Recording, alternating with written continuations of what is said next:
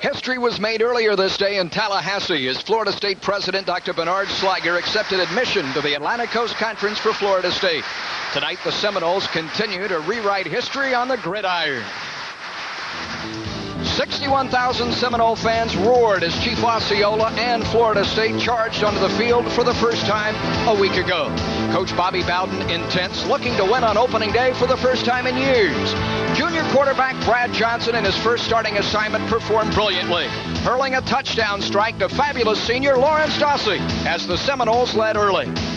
And in the second half, with the game still on the line, FSU special teams were just that. Very special.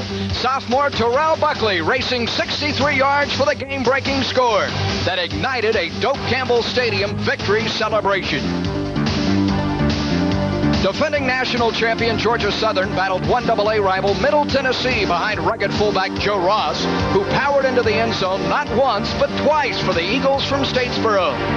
But a record 15-game winning streak, unequaled in major college football, ended for the Eagles as this Raymond Gross desperation pass fluttered to the ground. And tonight, Georgia Southern hopes to spread its wings and fly again against Florida State.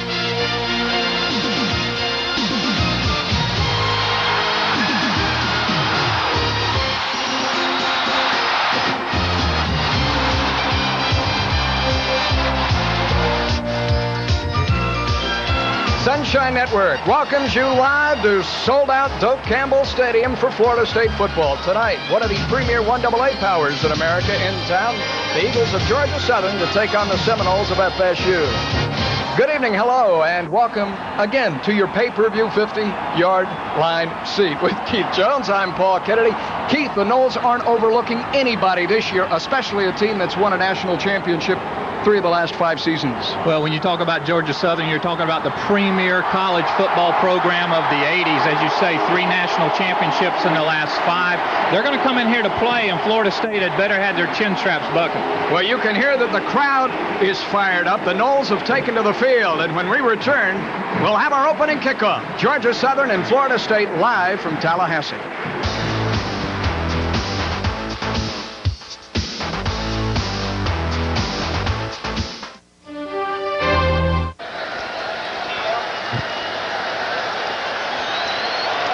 Chief Osceola aboard Renegade, claiming Doak Campbell Stadium for the Seminoles.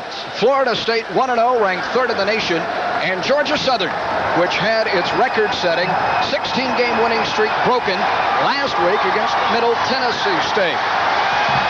Bobby Bowden, in his 25th season, a man who has coached a quarter of a century, backed by this sellout crowd, and FSU riding a zenith of success will receive the opening kickoff.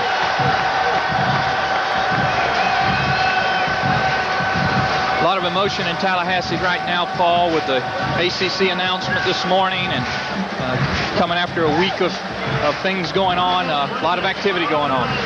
There are 2 guys who can give you a lot of activity. Terrell Buckley, to the left of your picture, number 27, and the fastest Seminole, Shannon Baker, who wears number 1 on his back. The kickoff man for Georgia Southern is Don Norton, as you see, a junior letterman from Coral Springs, Florida High School. As was the case a week ago with East Carolina, there are a number of Florida natives, as you would imagine, that Irk Russell and company, and now Tim Sowers, the youngest head coach in Division I, have recruited the Statesboro. We're glad you're along.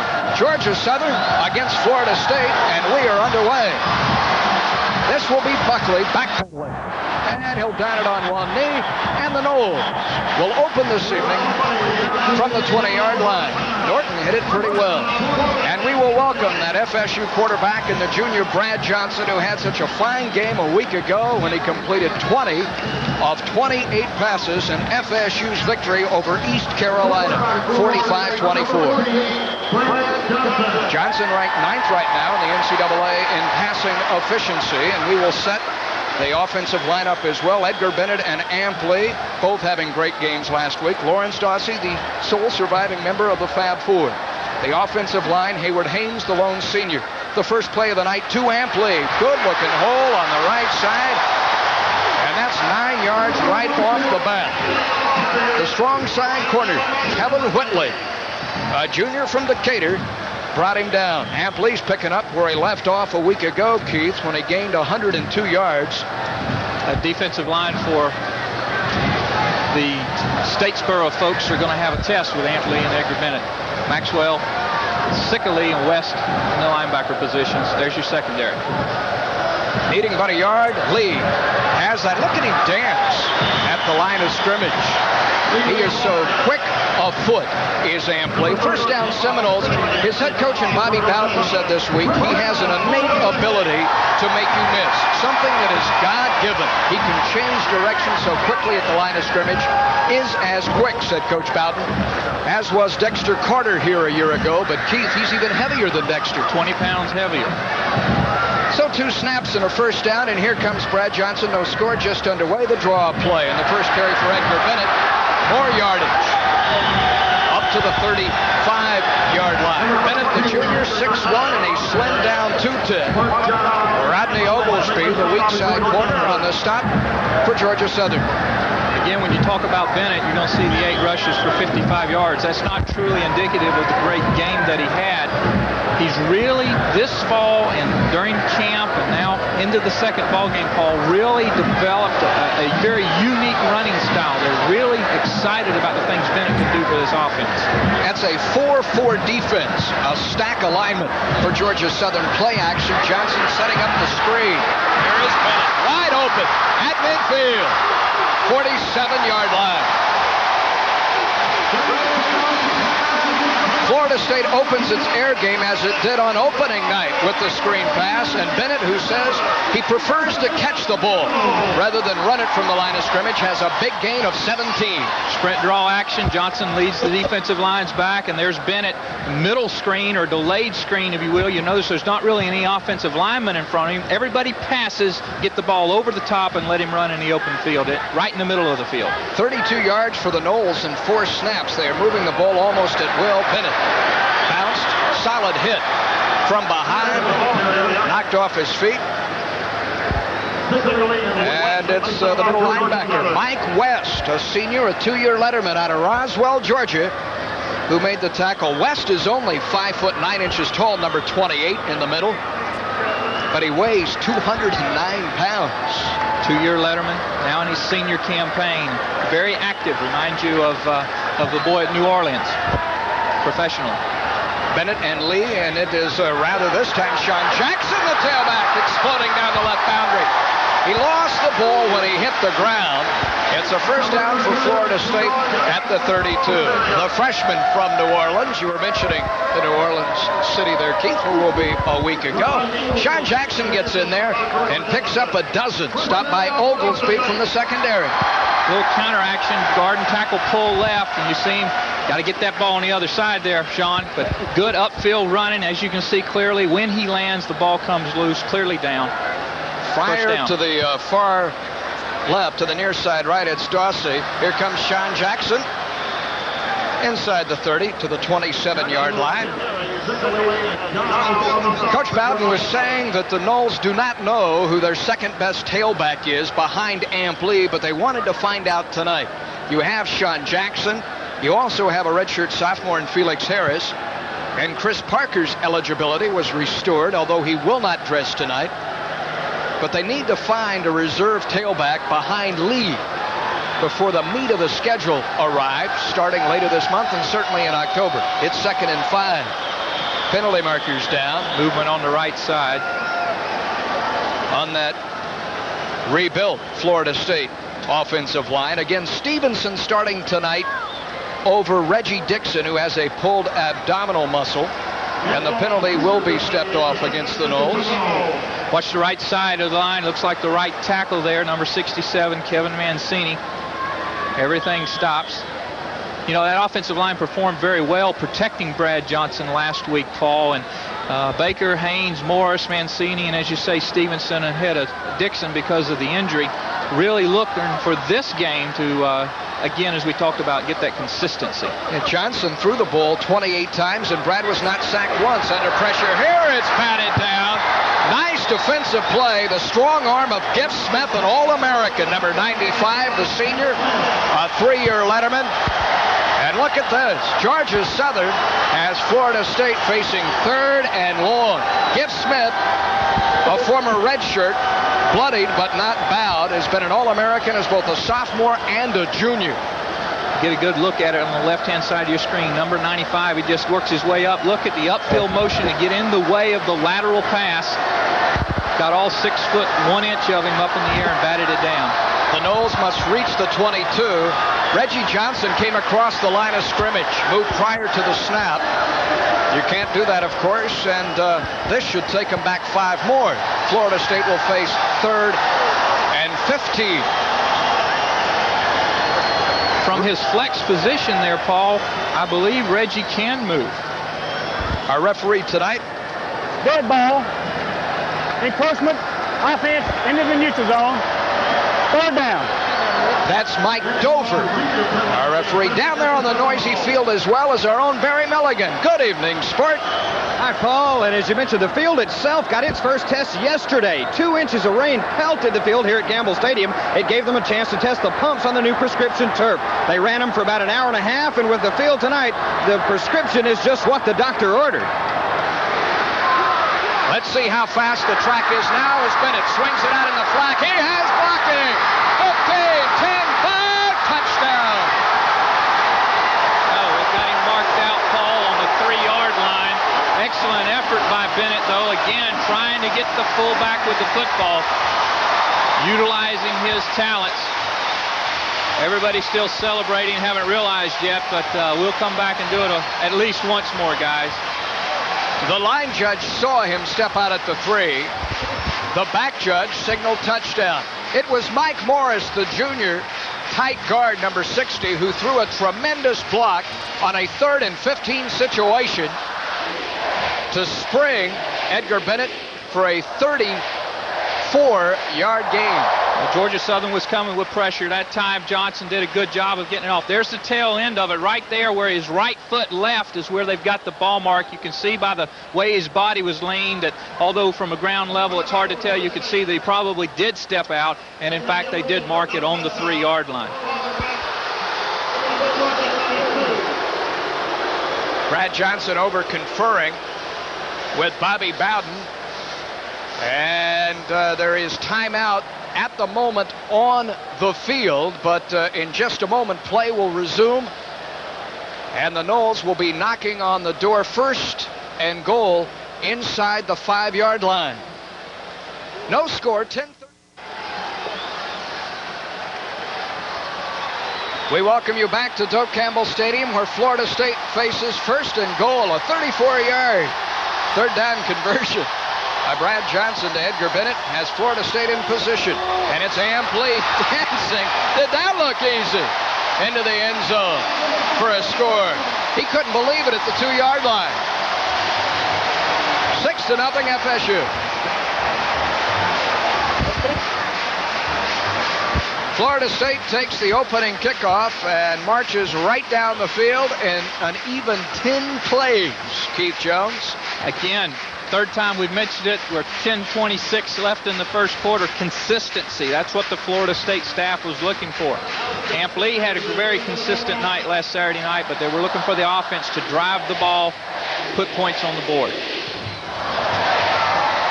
Richie Andrews, who had a big week a week ago, adds the extra point. Timeout on the field. 10:26 remaining, as we said, in this, the 1st quarter.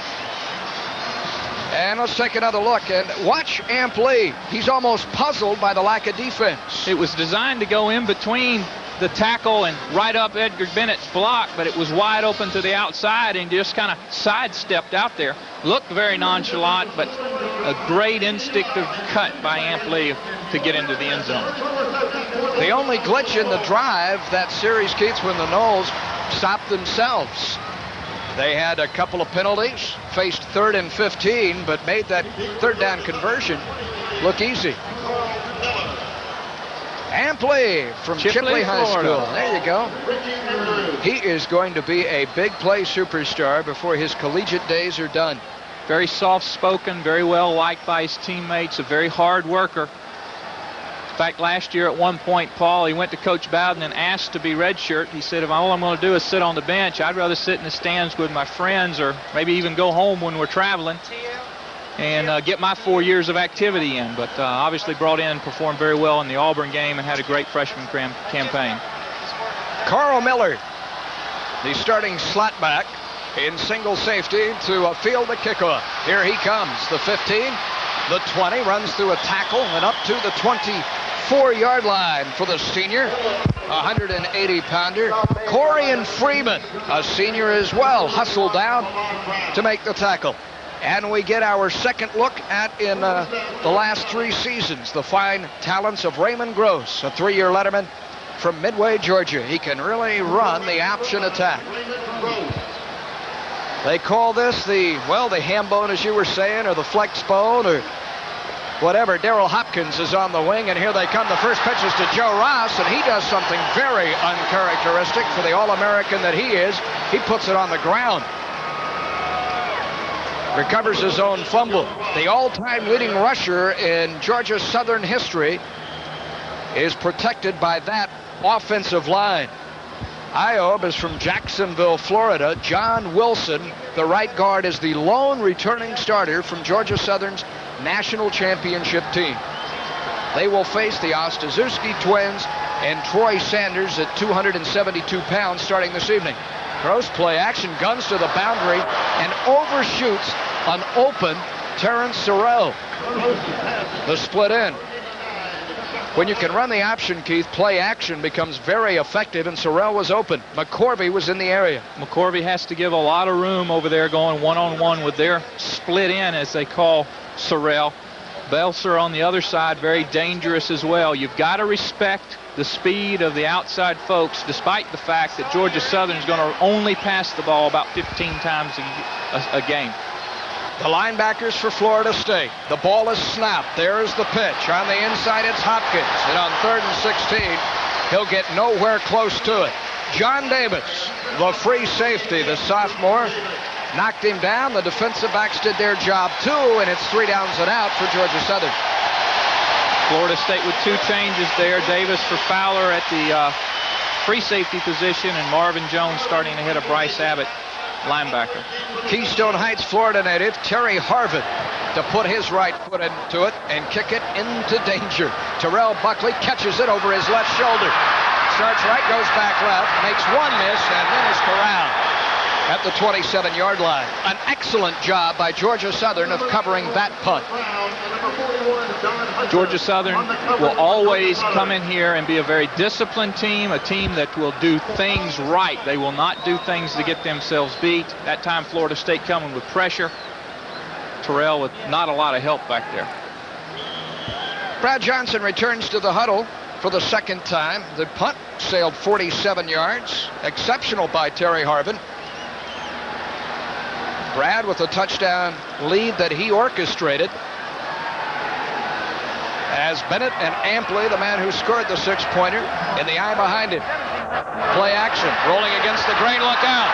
The first sack of the season is recorded by number 99 for Georgia Southern, and Alex Mash, the nose guard. Mash mashed Brad Johnson. Just too much time. Going to come from the outside. Sprint draw action, or play action, if you will, and field level look coming from your left side. Just runs right around and right upfield. Nothing that Brad can do. In fact, Johnson does a good job of keeping from fumbling the ball. On 2nd and 16. Lee for a few. Curtis Gordon, a 256-pound tackle from Ellenwood, Georgia. Knocked him down, number 60. Georgia Southern with good size in its interior, Keith. 271, 256 in Gordon. Timmy Brown is 262. You're talking about a 1AA program that doesn't back off in the weight department. 2 great ends in Griff Smith and Steve Buccialetti. They're considered in 1AA ball the best tandem there is. Poor timing Brad Johnson goes down again on 3rd and 15. The ball was snapped before Brad wanted it to be snapped. And it's 3 downs and out for Florida State. The Noles are confused. Robbie Baker may have missnapped the ball, and Bobby's not happy. Dr. Bowden is going to hold a tutorial session now. Brad Scott, the offensive coordinator, talking to Robbie Baker, the starting center, a sophomore, and he's starting only his 2nd game, Keith. John Wimberly to kick it to Rodney Oglesby, an All-American. Wimberly with a heavy rush on, just did get it away. It may have been tapped. Oglesby fields it off the fair catch at his 45. I said tap. That ball tumbled as if it had been partially blocked, didn't it? That it did. Very end over end. You see Oglesby there with that big right padding on his hand. Just received his 60th career punt. 7-0 FSU. One of the fastest moving teams offensively. Georgia Southern is set to take its 2nd snap. They sprinted out there, ran one play for 3 yards, so they come again off the option and coming around the near side. For look at this, for Georgia Southern, it's Karen Miller. And Miller, the senior from College Park, Georgia, has a 1st down, and the Eagles are into Florida State territory. It's a pickup there of 15. It's as if Georgia Southern has settled down after opening jitters. Well, Carl Miller shows you why he carries an 8.1 yard average career-wise. The senior just doing a good job of taking the pitch and doing a good job of working his block for another 3 or 4 yards and pick up a 15. That's why the option's so dangerous, Paul. That was Miller's 1st carry of the year. The 15-yard gainer. Gross. He cut right inside the linebacking core there. Picks up about 3. He is so quick. Joe Ostazuski coming off the big game a week ago. 10 tackles. Henry, his twin brother, 74 to the right of your picture, had 11. 21 stops from the O-Twins. And Georgia Southern lines up with those 2 wingmen. They can go motion and come back. They can dive. They can do so many things. Ross, the fullback, pounds inside the 40. Joe Ostazuski again. Rusty Parrish is the sophomore center, 242. Will be working on Ostazuski. And they're running 2 behind John Wilson. We mentioned that number 63, the right guard, is the lone senior on the offensive line out of Dublin, Georgia. The lone returning starter. Makes a big difference, doesn't it? There's what Ross has done the first 2 ball games. Coming off a knee surgery after the season last year, did not participate in spring drills, did Ross. Hopkins on the wing, Ross behind his quarterback, and they took too much time.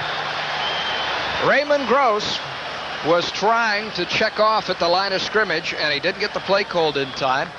And that will turn a 3rd and 7 into 3rd and 12. Game, Georgia Southern. 3rd down. The first mistake tonight by Tim Sowers' troops. We need to talk about Coach Sowers for Georgia Southern. All of 32 years young. The former Auburn Tiger. Last man in major college football, Paul, to go both ways. Did it in 1977 at Auburn University. 1 platoon football. Needing a 12 yards. The option goes. What a move. Inside the 40. The 30. He is tremendous. The 25-yard line. Terrell Buckley came up to stop him. John Weiss, the strong safety as well. They run the option and gain 17. Between Gross and Ross, 6,000 yards of passing and rushing. You see him do a good job of stutter stepping and then just cutting it up the seam, stretching it out with that lateral movement. And you can do that when the option. You can keep it on the ground 3rd and long and still have a high probability of converting for the 1st down. Now they can pound the middle with the fullback and get a couple. This is an offense that is built around that guy right there. The fullback has to get 3 and 4 yards a clip for this to work. But a workhorse in Joe Ross, who just last December, Keith, had reconstructive knee surgery. and rehabilitated that knee in less than 9 months. Missed all of spring, but reported right back for fall practice, preseason practice, and ready to go. You see the brace on the right side. They say the leg's about 90% right now. Second down, we'll call it 8. Had 2 men in motion prior to the snap. We'll bring it back 5 to Georgia Southern. Ross was hammered at the line of scrimmage by Kirk Carruthers, the junior linebacker who is hoping tonight. Georgia Southern. Now you can move one. This is not north of the border in Canada where you can move 2 simultaneously. Kirk Carruthers, who they are talking to, had a substandard for Carruthers football game last week against East Carolina, although he did record 13 tackles. Only 13 tackles and played poorly. How do you do that? Sounds like career numbers. I don't think I had 13 tackles my whole junior year. 3rd and 9. 7-0 Florida State, but Georgia Southern has a nice drive working here inside the 25. Run pass option. He pulls it down and is surrounded by Garnet jerseys. Gross taken down by Marvin Jones, a freshman who had a tremendous game himself on opening night. Talk about an auspicious debut. 10 stops last week. Watch this one here. Georgia Southern floods 4 people to the defensive right, the offensive left, but still good coverage downfield, good pressure upfield, nowhere for Gross to go. David Kuhl attempting the three-pointer, nails it from 43 yards out. And the junior has Georgia Southern on the board. A 7-3 football game, advantage Florida State.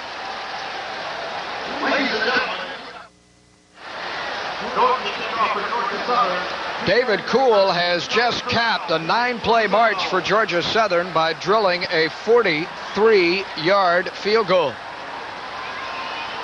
Reminiscent of Florida State last year, Kuhl is their long kicker. Mike Dowis usually attempts the ones probably 30, 35 yards or in. And a totally different kicker in Norton to kick off. They got about 4 specialists there. This is Norton to kick off. Eric Terrell is on the field to the left side to field the kickoff. He along with Baker. These 2 guys can burn. They bobble it between them. Let's see what Baker can do after scooping it up. Danger at the 9.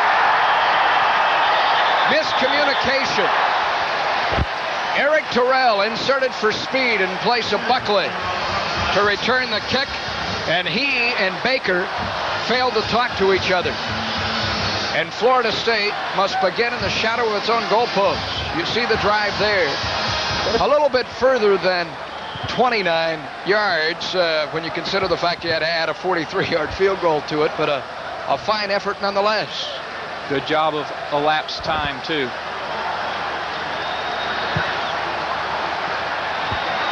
Leading 7-3.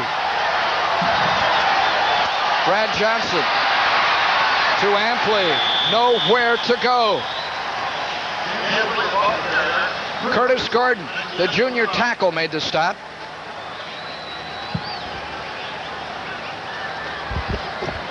Georgia Southern with some odd alignment or names or designations for their linemen, Paul. They go with a left end and a right end and a left tackle and a nose. Nose guard. So they go with a traditional or pro-type 4-3. You make sense of it. Again on the play. They're setting up the screen again. Dangerous in this part of the woods. And play to the 15. If you make any kind of mistake on the screen in that territory, you can give up a touchdown. Can break it wide open, but Georgia Southern doing a good job of reading it in that the lone player out there able to fight off the block. They set it up to the right. It looks very nice here, but watch the good reaction there. Darius Dawson able to get up, get off the block, and bring down the ball carrier. 3rd down, 4 yards to go, 90 seconds remaining in quarter number 1. So far, Georgia Southern has more than held its own with FSU. Brad Johnson backpedaling, short drop, goes into the flat, Lee is out there with speed, and earns the first down on speed alone to the 22-yard line. Run out of bounds by the free safety, Brad Allman, who really had to scoop the junior to keep up with Lee. They gain 7, first down FSU. Florida State splitting the tailback out as a wide receiver, 5-step drop.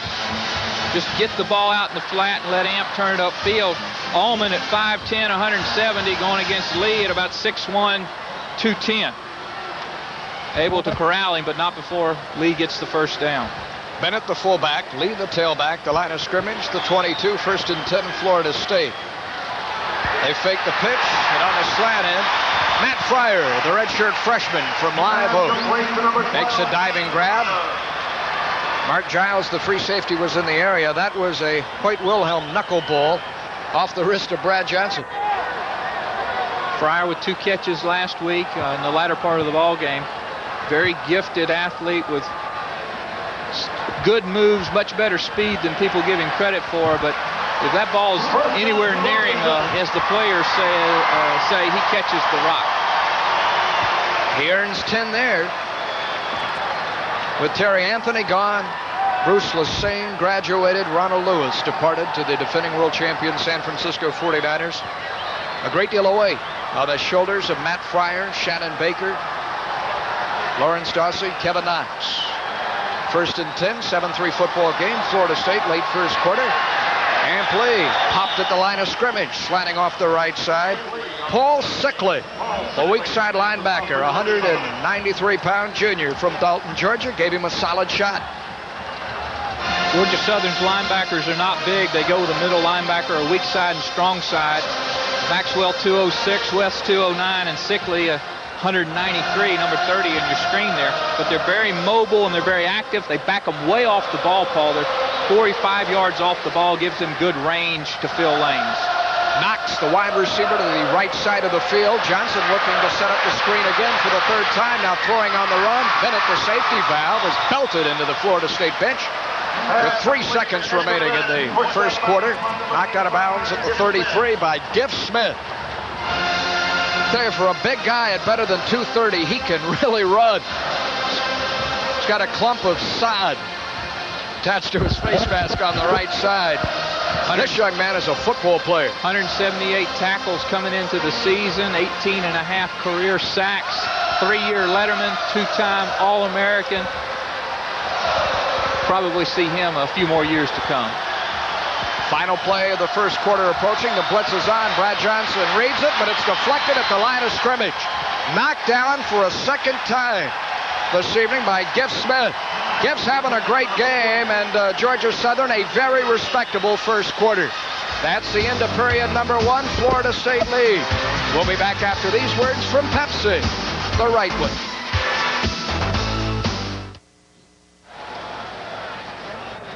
We welcome you back for the start of the second quarter here in Doak Campbell Stadium with Keith Jones and Barry Milligan. I'm Paul Kennedy. When these two teams last met 2 years ago and Florida State won, Bobby Bowden said that Georgia Southern whipped the Seminoles in every phase of the game except the score. Some of that's still true, Keith. Georgia Southern has held its own in period number 1 with the exception of that opening drive by Florida State. And John Wimberly has set the punt here. His first effort was a 43 yards. Gets this one away. Oglesby will let it bound. It takes a Florida State roll inside the 20. Still rolling Florida State's way. It will be whistled at the 15. That'll look nice in the numbers. But I'm really impressed with Georgia Southern, especially in lieu of the fact that they're coming off a loss to Middle Tennessee State last Saturday night. Let's go down to Barry out on the field. Paul, Tim Stowers, the Georgia Southern head coach, definitely showing his Auburn roots. Following up the great Irk Russell tradition, he wants to play good defense and have a solid offensive line. And after quarter number 1, Georgia Southern playing outstanding football. Raymond Gross pulls it out of the belly of his fullback, Joe Ross, keeps it himself, and gains about 4 yards. So quick. Anthony Moss, the senior letterman, makes his first stop this evening, along with a first-year man and Marvin Jones. Well, Gross averages 15 carries a game for the first 2 games. Ross averages almost 25.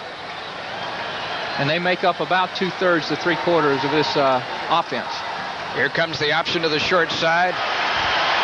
Ross stacked up at the 20-yard line. Good, solid, fundamental tackling.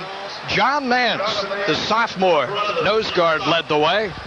A fellow who is really blossoming right now. Keith Adebarto, 250 pounds, wears number 57 on his back. Getting a lot of playing time with Joe Ostrozewski at the nose tackle position, nose guard position. 3rd down and 6. Georgia Southern spreads the field.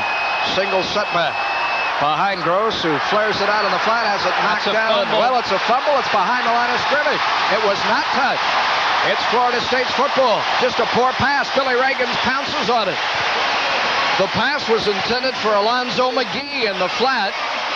I thought it may have been touched. It wasn't. It came off his wrist. Just missed through the football. Well, anytime you throw that ball behind the line of scrimmage, it doesn't matter if it's touched or not. The ball is a fumble. It now has to be secured by either the offense or the defense. Someone has to regain possession. That's a live football. McGee's walking away from it. We may get another chance in a moment to take another look at it. Rusty Parrish, his center, backed into Gross as he was setting to throw. This is like giving Florida State a touchdown. The Noles leading 7-3. Watch this. Ampli dipping outside the 10. Whoa. Well, the corner, Kevin Whitley, will hear nothing of that. Drops him for a loss. The junior. Top tackler of the defensive backs of Georgia Southern. 5'10", 183 pounds. Just a junior, but is lettered every year from Decatur. Jay Russell, one of the assistant coaches and the son of Irk Russell, said that the Georgia Southern defense has not missed a beat since Irk Russell's departure, and Whitley showed us that there. They trapped the middle. Paul Moore driving inside the 15, down to the 12. The left tackle, Tim Brown, a senior, made the stop. Barry, what you got?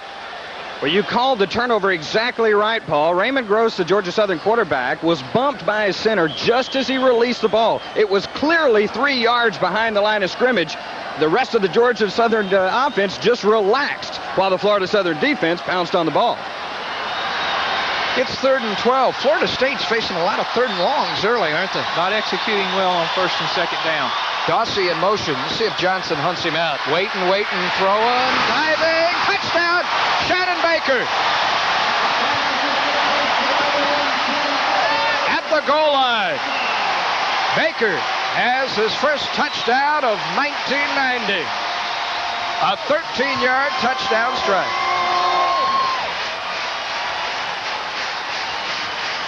He beat an All-American in Oglesby on the slant route. Fryer gives him a big hug. Coach John Eason there, the wide receiver coach, said that he was the most improved wide receiver during the spring. Andrews adds the extra point, a 14-3 football game. Indeed, that turnover was just like giving FSU 7 more. That it was. You can't turn the ball inside the red zone, inside the 20, and expect to survive. We'll be right back after these words from Old Milwaukee and Old Milwaukee Light. Like the score. It doesn't get any better than this.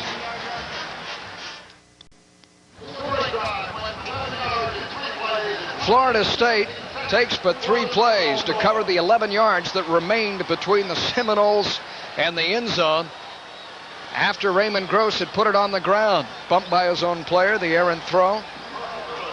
117, and it's a 14-3 football game. Carl Miller in lone safety to field Richie Andrews' kickoff. And here she comes, end over end. Oh, Richie got all of this one. That's out of the end zone. He is kicking the ball exceptionally well this year. Heated battle coming in with Andrews and Mowry, the freshman, and Bill Mason. And coaching staff said Andrews just won it going away. He's handling kickoff and field goal and point after attempts. The job's his to keep or to lose. Another look at that touchdown and a pinpoint toss from Brad Johnson to a diving Shannon Baker. They brought Dawsey in motion. You see him cross right there and run him underneath, and Baker behind him, just stretching the defense. No way that you can really defend against that if it's thrown properly. Gross trying to run out of trouble and cannot, hemmed in as he was. On the stop, Troy Sanders, sophomore tackle. Grady Ross, who wears a lone number 6 on his back. And on the stop, the senior who started last week against East Carolina. We mentioned the fact that Georgia Southern has won the national championship in 1AA 3 of the last 5 years, 85, 86, and last year in 89, a perfect 15-0. Timing route over the middle, intended for Carl Miller out of the backfield, and he attracted a crowd. Gross led him too far. John Weish gave him a good shot as the ball arrived as well. You're truly hanging that senior slot back out to dry when you throw the ball without any zip on it. Well, Miller's caught 79 passes coming into this year's season. So he's been in the middle a little bit before, Paul. He's the guy you want to get in there and let him work. Belser left, Sorrell right, quarterback draw, perhaps 23-yard line, and Florida State's going to get the football right back. Sterling Palmer on the stop, as well as Ken Alexander, the inside linebacker, young freshman. And here is Terry Harvin to punt. He had a 47-yarder himself earlier. Right foot into it. Buckley runs up, watches it bound, and it takes a very fine Georgia Southern roll inside the 30 to the 28-yard line. No return following another solid effort by Harvin. And Florida State with Brad Johnson at the controls. Last-minute instructions from Bobby Bowden. Returns to the field. That is a 49-yard punt by a young man from Keystone Heights, Florida. With Imperato kicking so well last week for East Carolina, also from Florida, Boca Raton. These Florida guys love coming home. Well, not only that, they love kicking evidently in Campbell Stadium. Harvin just a 37-yard career average, now booted 2 in the high 40s. Speed to burn. Brad Johnson's going up top and looking for Baker. Going for broke down the middle of the field, and it's batted away at the last second by the All-American Oglesby. What a play by Rodney Oglesby. A fellow who is on the verge of setting an all-time career interception mark at Georgia Southern. He came in here 2 years ago, Keith, and picked off 2 Seminole passes. Look at this effort. Watch him close. Watch him make up the distance and stay off the back of Baker and get the left hand through. Excellent, excellent effort. You could sense when Baker went out there that the Noles were going up top and going all. Well, Oglesby's got a good sixth sense, too, because he was right with him. Naked bootleg. Here comes Brad Johnson. 45, 47-yard line. Fooled a few folks, didn't he? He may not run a 4.7, closer to a 5 flat, but that was fast enough for a 19-yard pickup. Jim Mutimer, the strong safety, Dunwoody, Georgia, made the open field stop of Brad Johnson. Well, he may not look like he's moving that fast, Paul, but remember he's 6'6". He's got a very long stride, so while he may not be moving them quickly, there's a lot of ground getting eat up. 14-3, Florida State. Johnson again up top and throwing deep. Deflected, looking for Dawsey at the 38-yard line. Threw it behind him. He had hooked up open in front of the corner, Kevin Whitley. Dawsey, with his 2 catches last week, extends this consecutive reception streak to 22. 22 straight games with a reception. This could have been 23. Johnson just lets the ball get away. He's throwing the ball from the back of his heel, Paul. He's got that ball back where it's really taken off the back of his heel. He's not getting his fingers on top and throwing over it. I'm sure Mark Rick will point that out to him, the quarterback coach, and hopefully quickly get that corrected. Inside handoff. Fooled more than one in Doak Campbell. Amply across midfield and into Georgia Southern territory, but shy of the first down by a couple of yards at the 46. Mark Giles, the free safety, made the tackle. Take another look. Good block by Hayward Haynes. Delayed action, big hole again. First guy misses. Second guy has to latch on from behind. He has, as we've mentioned before, and as Coach Bowden talked about earlier in the week, that elusiveness. Lee and Edgar Bennett behind Johnson.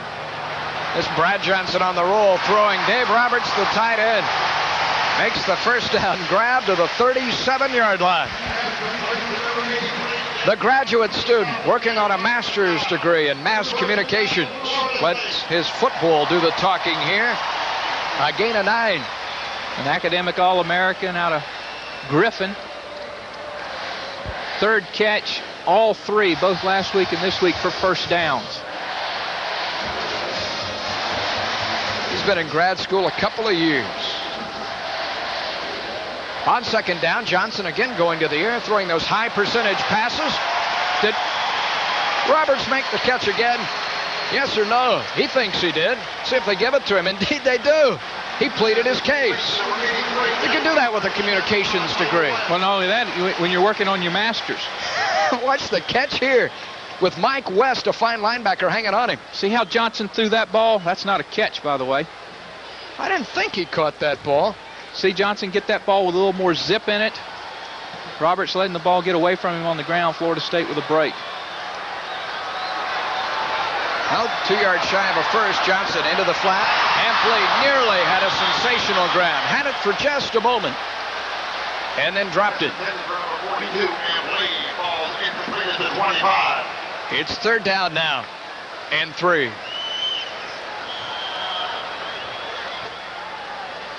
Just a little bit too high.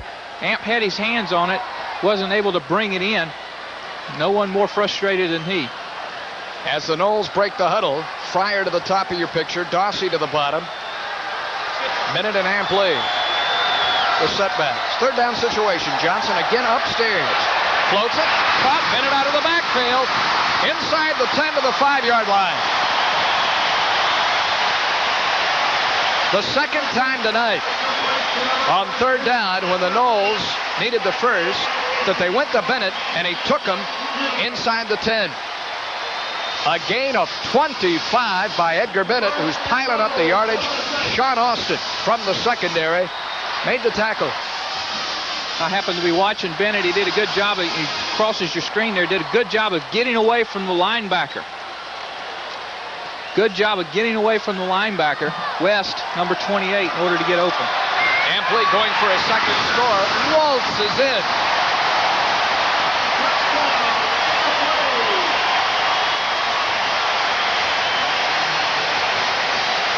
Ampley from 5 yards out, lighting up the scoreboard. Andrews on to make it a 21-3 football game. Big third down conversion to Bennett. The difference in 7 points and 3 points. And he makes it look so easy, does Ampley. It never looks like he's really struggling. Doesn't look like me trying to make a 2-mile run. Here's the guy hitting it in fluid motion. Richie Andrews. Indeed, your score, 21-3 Florida State. Timeout on the field. 7 minutes and 45 seconds away from halftime.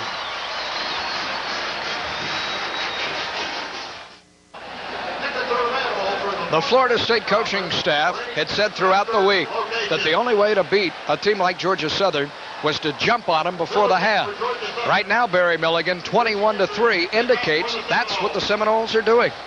That's exactly right, Paul. No way was this staff going to let this game be like the '88 game and go into the fourth quarter with some doubt. The plan was obviously jump on them early before the subs are allowed to take over. You've seen most of that first team in action here through a quarter and a half.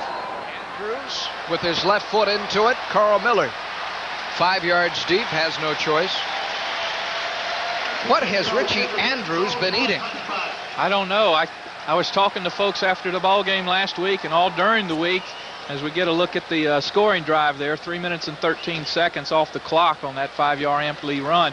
And I don't know what he was doing, but whatever it was, there's a few other folks that like to get his recipe. Another look at Ampley.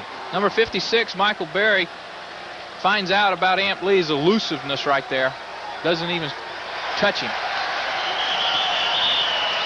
Inside handoff to the rugged Joe Ross. Joe Ross, the ball carrier. Nets maybe a foot, if that. Take a look at the Ross numbers tonight. 5 carries for a -3 yards. Would you say the Seminole defense has shut down Georgia Southern's all-time leading rusher? Well, that plus he's bringing in almost a 4-yard per carry average through this season in negative red zone right now. Gross starts left, stumbles right, and throws on the run. Caught upfield at the 38-yard line. And the grab is made by Darrell Hopkins out of the backfield, the junior. Billy Reagan's on the stop. A lot of running around, and Hopkins did a good job of getting open for his quarterback. Well, you can see just what Gross was looking at as Hopkins is working downfield. Not a pretty pass, but very effective. Hopkins comes back for the ball, converts the first down. Great play in the middle for Florida State by Carl Simpson to stuff Ross and Gross. He took both offensive stars and jammed them. Reminiscent of the Ron Simmons days where you just penetrate and start grabbing ankles. Simpson's got both of them tied up. You can do that when you're 6'2", 262. You know, he can squat 645 pounds. That is an incredible amount of weight. That's like a Florida Jeep Eagle car, isn't it? The pitch on the inside to Carl Miller with great speed off the shuffle across the 45 out to the 47. That is the size of a small automobile, 645 pounds. That it is. Sterling Palmer hauled down Carl Miller. We are 5:55 away from the end of the first half with Keith Jones and Barry Milligan. I'm Paul Kennedy. And would you say that Miami is on the horizon in the minds of a number of folks here tonight? Well, Miami certainly pulling a la Florida State of a couple years ago. That's what Bobby Bowden called it. Darrell Hopkins, or rather Lester Eford, the reserve fullback, touches it for the first time. The junior from Warner Robins, Georgia. Bobby Bowden called Miami's loss last week to BYU pulling of Florida State. Self-effacing Bobby Bowden. That's a fact, and of course you know this Florida State team's got the utmost respect for the Miami Hurricanes. We'll meet them. If things go as planned, would be the opportunity for Bowden to get his 200th career win. Miami pounded California, by the way, out on the West Coast. Most of you know, 52-24. Terry Harvin to punt. He'll be kicking to Buckley, who waves his left arm and makes the fair catch at his 19-yard line. And from that point, the Garnet and Gold owns the football and the scoreboard, leading 21-3. And with the lone exception of a period in the late first quarter, early second, Florida State is operated rather efficiently. Well, coming into the ball game, everyone was kind of down, even on the offense, or Brad Johnson, or simply because that they hadn't been very outgoing. It seemed kind of dull. I mean, all he did was go 20 for 28. And we've seen a little bit of that with a little bit of a letdown and then some consistency. And again, that's what the Florida State coaches were looking for.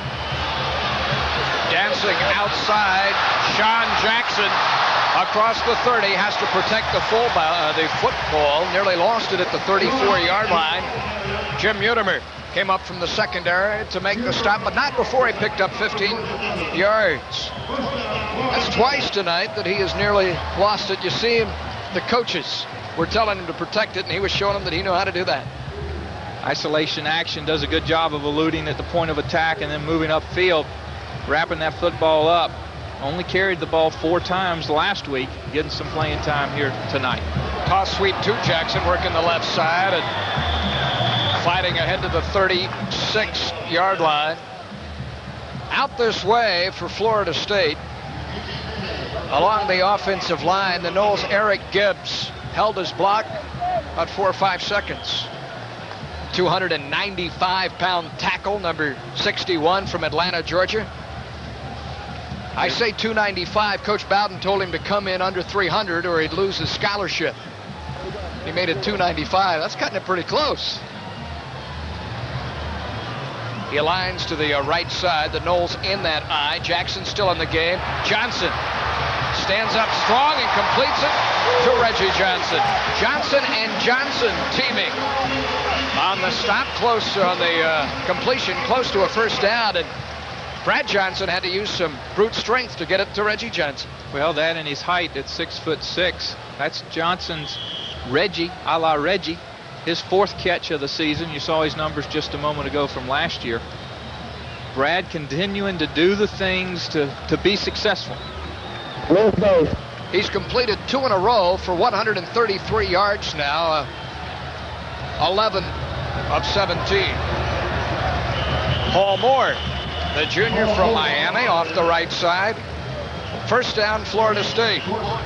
Bennett, Moore, Lee, Jackson. That is a nice 4-back rotation. And not only that, you got Maurice Pickney, still left, quote-unquote, third team at the fullback position. Felix Harris, Tiger McMillan, of course, have not even seen Chris Parker due to the academic situation. Will be ready next week. Very talented at the running back position are the Seminoles. First down, Florida State, leading 21-3. Johnson trying to bust it open before halftime even further. Look out, that's a fumble. It can be advanced, although it's fallen on by Georgia Southern at midfield. Pouncing on the football is Darius Dawson, number 46 in your picture. Gift Smith, the All-American, came up from behind on Johnson and belted the ball free. There you see 95 Smith there again, an All-American playing in the back. Dawson. Johnson does a good job of eluding the rush, but he forgets he's still got somebody upfield. He gets away from Paul Moore and does Smith and right into the hands of Dawson, just a freshman, 6'1", 215 pounds, there to pounce on it. An opportunity for Gross and company. Well, they nearly fumble it. Diving on the football, Carl Miller. Gross became hesitant, and that's not like him. The Noles are doing an outstanding job at the corner, the point of attack on an option, of corralling him. They have taken away the fullback in the option, Keith, and that is really giving the quarterback Gross problems, and Johnson's having problems too for Florida State. Another look from the rear there. Smith just laying his hat right on the ball, just like you teach him. Dawson again there to recover. Less than 2 minutes remaining in the first half. Georgia Southern desperate for a score. Gross sacked again. He lost 8 on the first snap. He loses 5 more here. Troy Sanders, the right tackle, with a big play, teaming with Sterling Palmer, number 56. Actually, it's a loss of 6 yards. That's 14 yards in reverse, propelled by that Seminole defense. Sterling Palmer kind of getting credit for that sack, getting all 6'6" of him, 6'7" of him up in the air and causing Gross to pull that ball back down so Sanders can nail him. Third and halfway to Wakulla. You have a 23-yard play? No. Conservative here. Ross in the middle. Let the clock wind down. Kick it away. Florida State will use a timeout, however. Kirk Carruthers, the inside linebacker, stopped Ross. Will step aside as well. Back with the final minute of the first half right after this. Harvin has kicked the ball very well for Georgia Southern tonight. 47, 49, 33. His 3 efforts. You see the average. He'll be kicking to Terrell Buckley. And this is just about the time and place that Buckley would pop one. Florida State's come with pressure on the last 2 punts. Let's see what happens here. Awaiting the snap from center. A minute remaining. Gets it away. He hangs it very, very high. Buckley forced to call the fair catch. Almost punched the sky in frustration. Stick around for coming up at the half with Barry Milligan. The Atlantic Coast Conference will officially welcome Florida State. Stacy Strazis will offer an up-close and in-person visit with Brad Johnson. And it would not be halftime with not a performance by the Florida State University Marching Chiefs. All that ahead. And Barry Milligan, can you believe it, in one stadium on Sunshine Network. There's Barry there. 54 seconds. He's much too good looking to be Barry Milligan. Paul Moore to run it out with 50 seconds, as we said, gone or to go. Tim Brown on the stop. Paul Moore last week, Keith, broke 5 tackles and gained 16 additional yards. An interesting statistic the coaching staff keeps. A new statistic, I believe, too, trying to judge that second or third effort of the running backs of Florida State, both Moore and Bennett, with several broken tackles and extra yardage tacked on.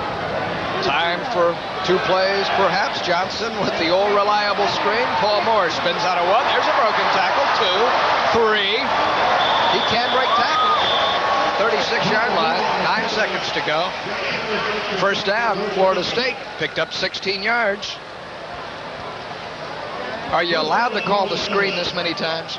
Well, I think that's number 6 or 7. You would think that after a while it would be become old. Johnson does a good job of setting it up. Moore breaks out, and then you're just going to see individual effort.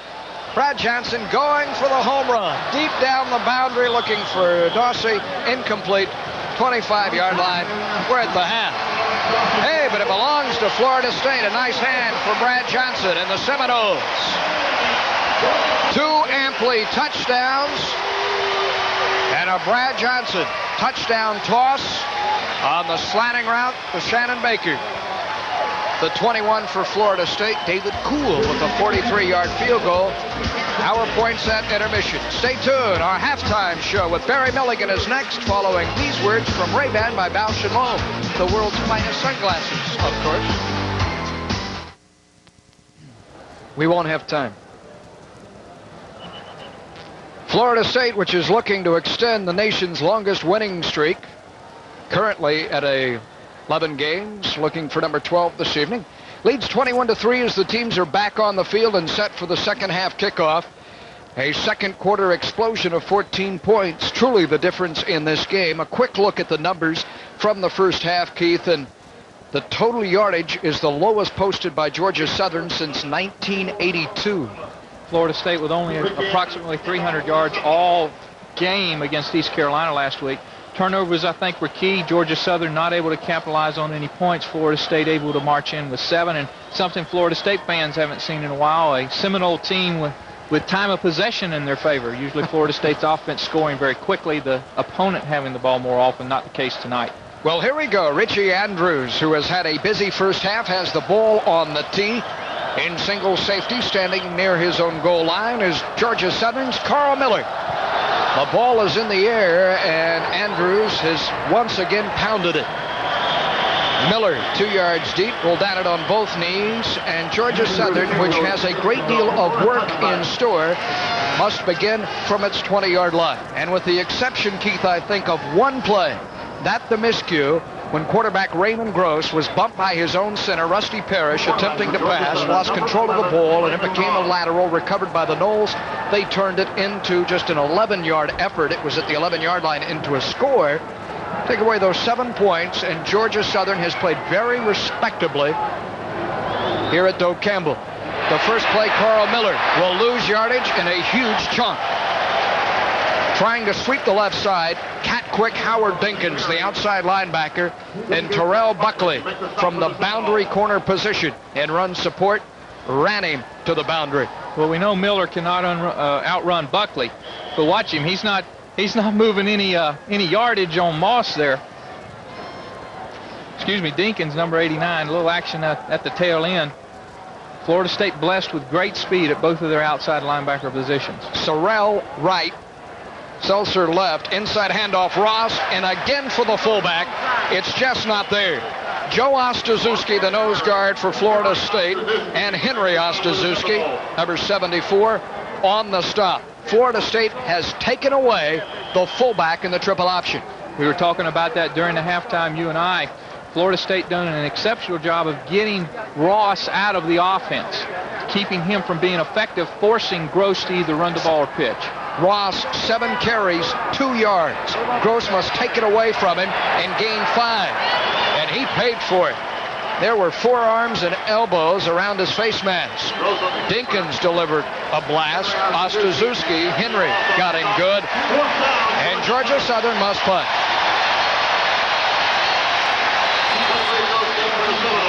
The Georgia Southern offense is obviously overmatched now that Parrish, Ayub and Wilson, the 2 guards, and Smith and Noddick, the 2 tackles, cannot control the line of scrimmage.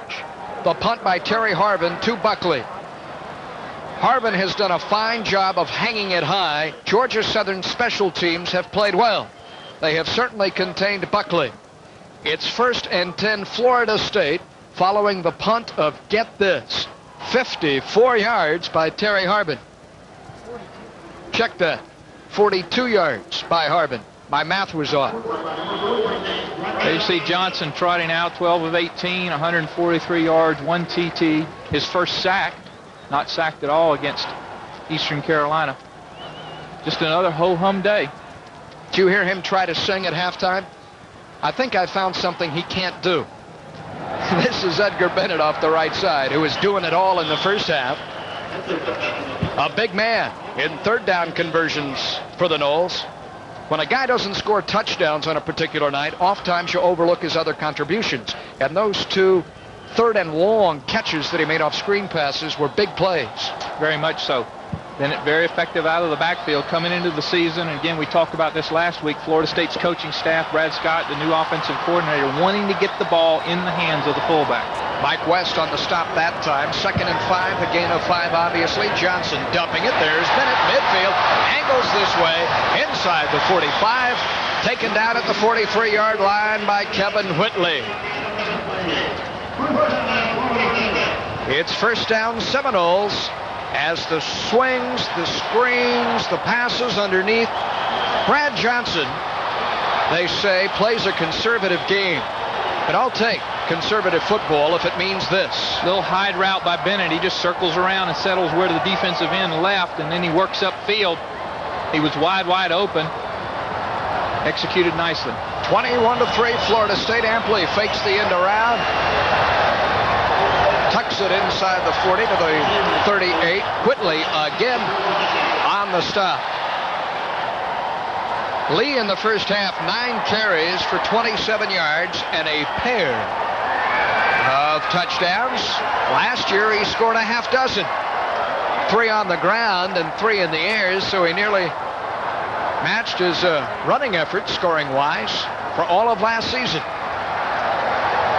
Here in the first half. On 2nd and 7, Brad Johnson play action.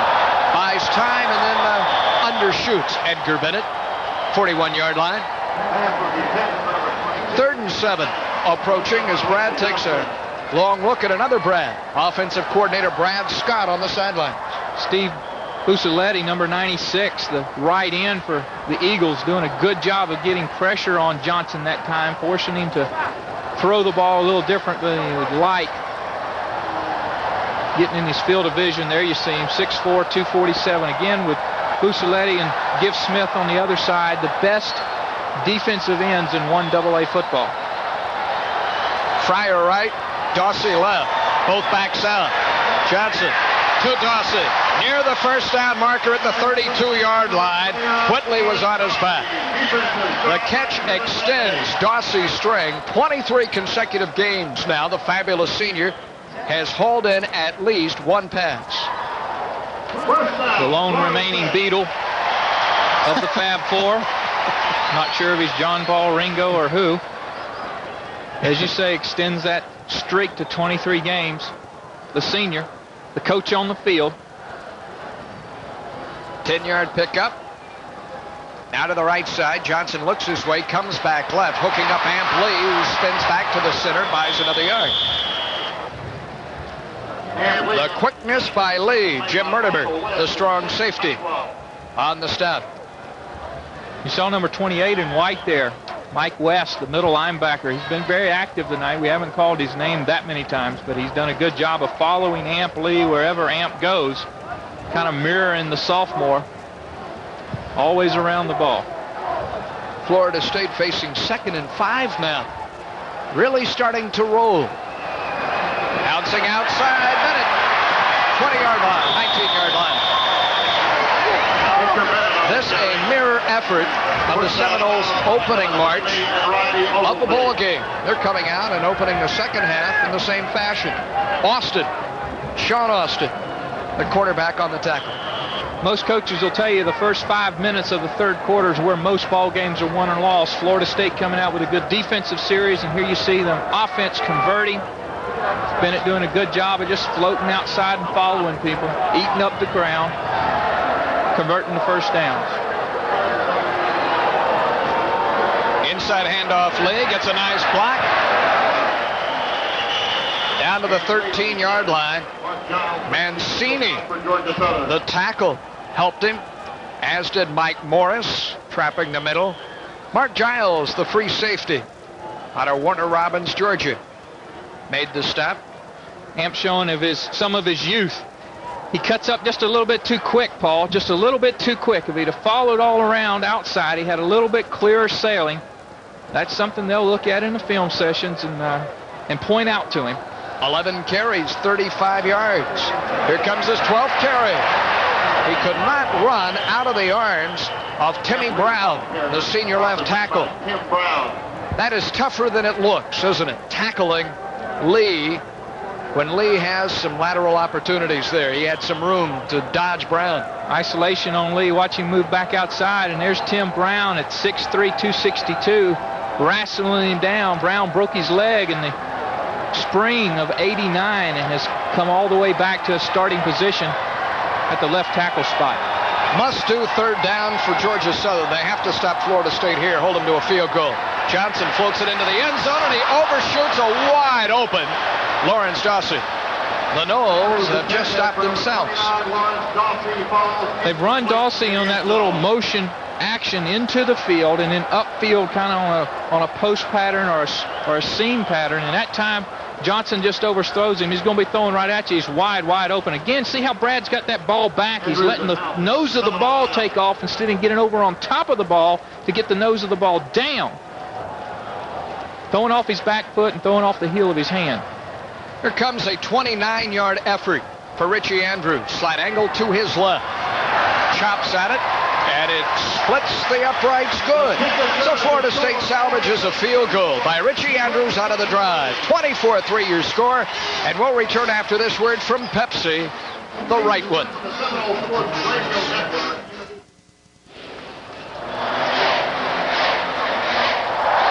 Richie Andrews coming to the rescue of Florida State with a 29-yard field goal. His first three-pointer this evening.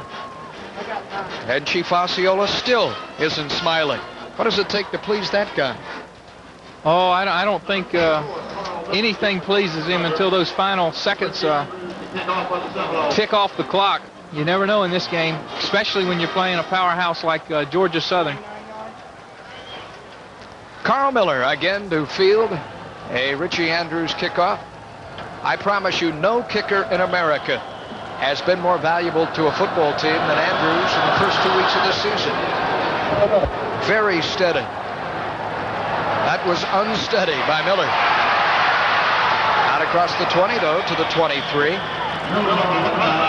Nearly ricocheted off the chest of his shoulder pads.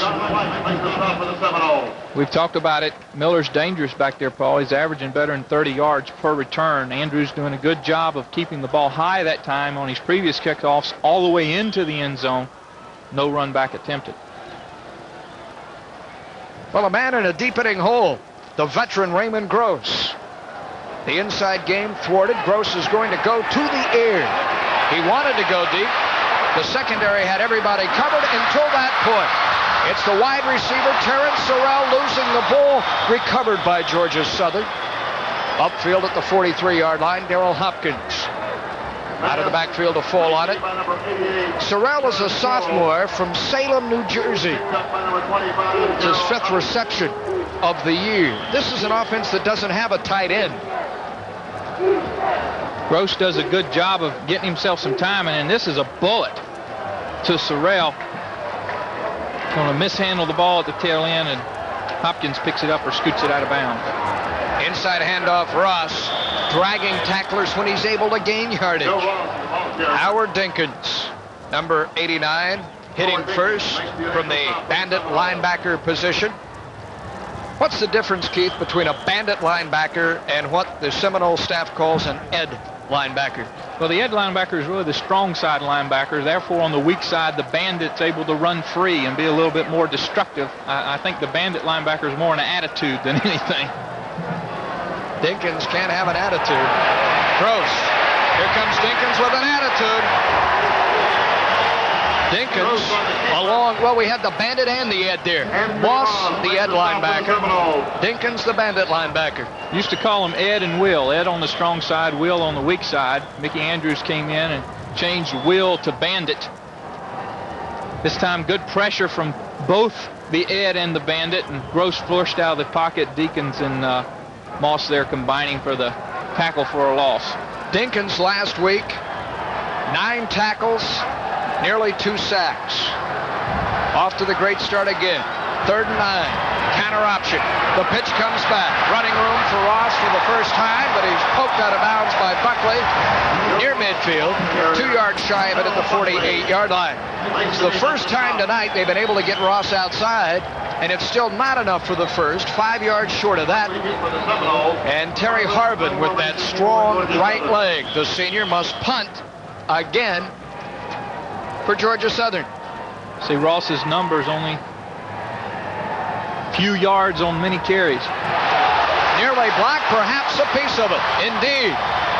It takes the Georgia Southern roll, though, to the 33-yard line. Lonnie Johnson, a reserve tight end, playing on special teams. Gets the nice hand. And the big hug from Mickey Andrews, the defensive coordinator and special teams coach as well.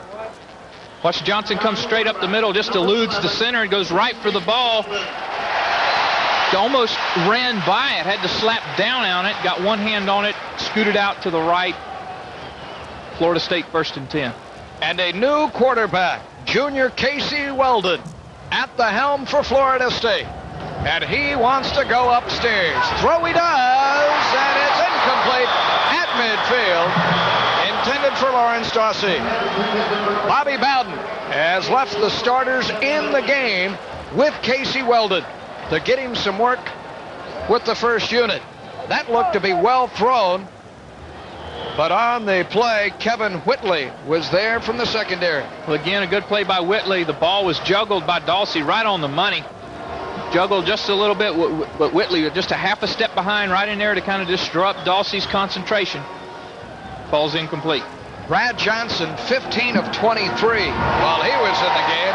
There's completion number 1 to number 1 from double ones. Number 11, Casey Weldon. Rodney Oglesby made the stop. Weldon was in that heated duel with Brad Johnson during the offseason for the starting assignment. And now fires his first completion of 1990. Weldon didn't have a particularly good fall. In fact, some people said Charlie Ward kind of moved up closer to him and challenged for the number 2. And Coach Bowden and staff wanting to get Weldon some action here tonight. First down for Weldon. Double clutched, floated it up. Dawson comes back. Baker comes back. It's batted down, incomplete, nearly intercepted. Mark Giles, the free safety, number 10, made a diving effort. The secondary of Georgia Southern needs to be complimented for their staying with Shannon Baker, who runs a 4-3. Lawrence Dawsey, who is fabulous. Guys like that, and Matt Fryer, and they're with them stride for stride. Well, Whitley, Mutimer, Giles, and Oglesby, the 4 deep secondary people for Georgia Southern, doing a good job of not getting or not letting people get behind them. 2nd and 10 in the pocket. Weldon now again the screen. Old reliable. Moore is there, and so is Mark Giles. What a great recovery by Giles. From the free safety position, he comes up and makes that stop. Southern coming with some pressure. Giles man on man, able to kind of weave through the traffic and run Moore down from behind. Let's go down to Barry. Paul, as you said, 15 of 23 for Brad Johnson, a completion percentage well over 60%. I don't think you'll hear Bobby Bowden, though, complaining that he didn't try more downfield high percentage passes. Bobby was really upset with himself at criticizing a little bit Brad last week at going with some of the more high percentage passes. A very workmanlike performance again, but as you see, it gets the job done. So does Ampli. Again, Barry and Keith underneath from Weldon. Brad Ullman from the secondary made the stop. This passing game is very effective against the 2 teams that Florida State's played in the Pirates and Eagles. That's a pickup of 10. Well, it's also very reminiscent of another team that wears garnet and gold, a la the 49ers, San Francisco 49ers, a controlled passing attack that can also go downfield, but getting the ball in the hands of running backs and letting them maneuver. Weldon moves to his left, buys time, floats it back. It's picked off. Dangerous throw to make. Out of bounds at the 45-yard line, Shane Maxwell. Weldon had to come over and knock him out of bounds, but the junior strong side linebacker continues an incredible streak for Georgia Southern. It's the 23rd game in a row that Georgia Southern has intercepted a pass. Well, they've intercepted passes in 30 of the last 31. That makes it 31 of 32. Good pressure, and Weldon just wishes he had that one back. Thrown right into the hands of 44 Maxwell. Pretty good target himself at 6'5". Gross flattened Grady Ross. Broke the ham bone, flex bone, or whatever you want to call it. They're taking the bone and going left and right with it. Grady, a starter, as we mentioned, really worked in the offseason to get in shape. Got his bench press up over 400 pounds. Talking a guy that's only 6 feet tall. Well, he used to be a defensive back, just weighs 211 pounds. Florida State, as you see there, with their second turnover, a fumble earlier. Now the interception. When is the last time Georgia Southern made positive yardage on first down? 2nd and 12. The quick hitch in the flat, complete. Belser out to midfield and then wrestled to the ground by Corey Fuller, the true freshman from Tallahassee and Rickards High School. On the reception for Georgia Southern. Belser made the catch, fought his way to midfield. A gain of, we'll call it 5, 7 yards remaining. Belser outweighed 30 pounds by Fuller, and we're going to see a little NWA action here. Wait a minute, he's on the ropes here, back in the middle of the ring. Ravishing Rick Rude. The blitz is on. Carruthers yanks down Gross.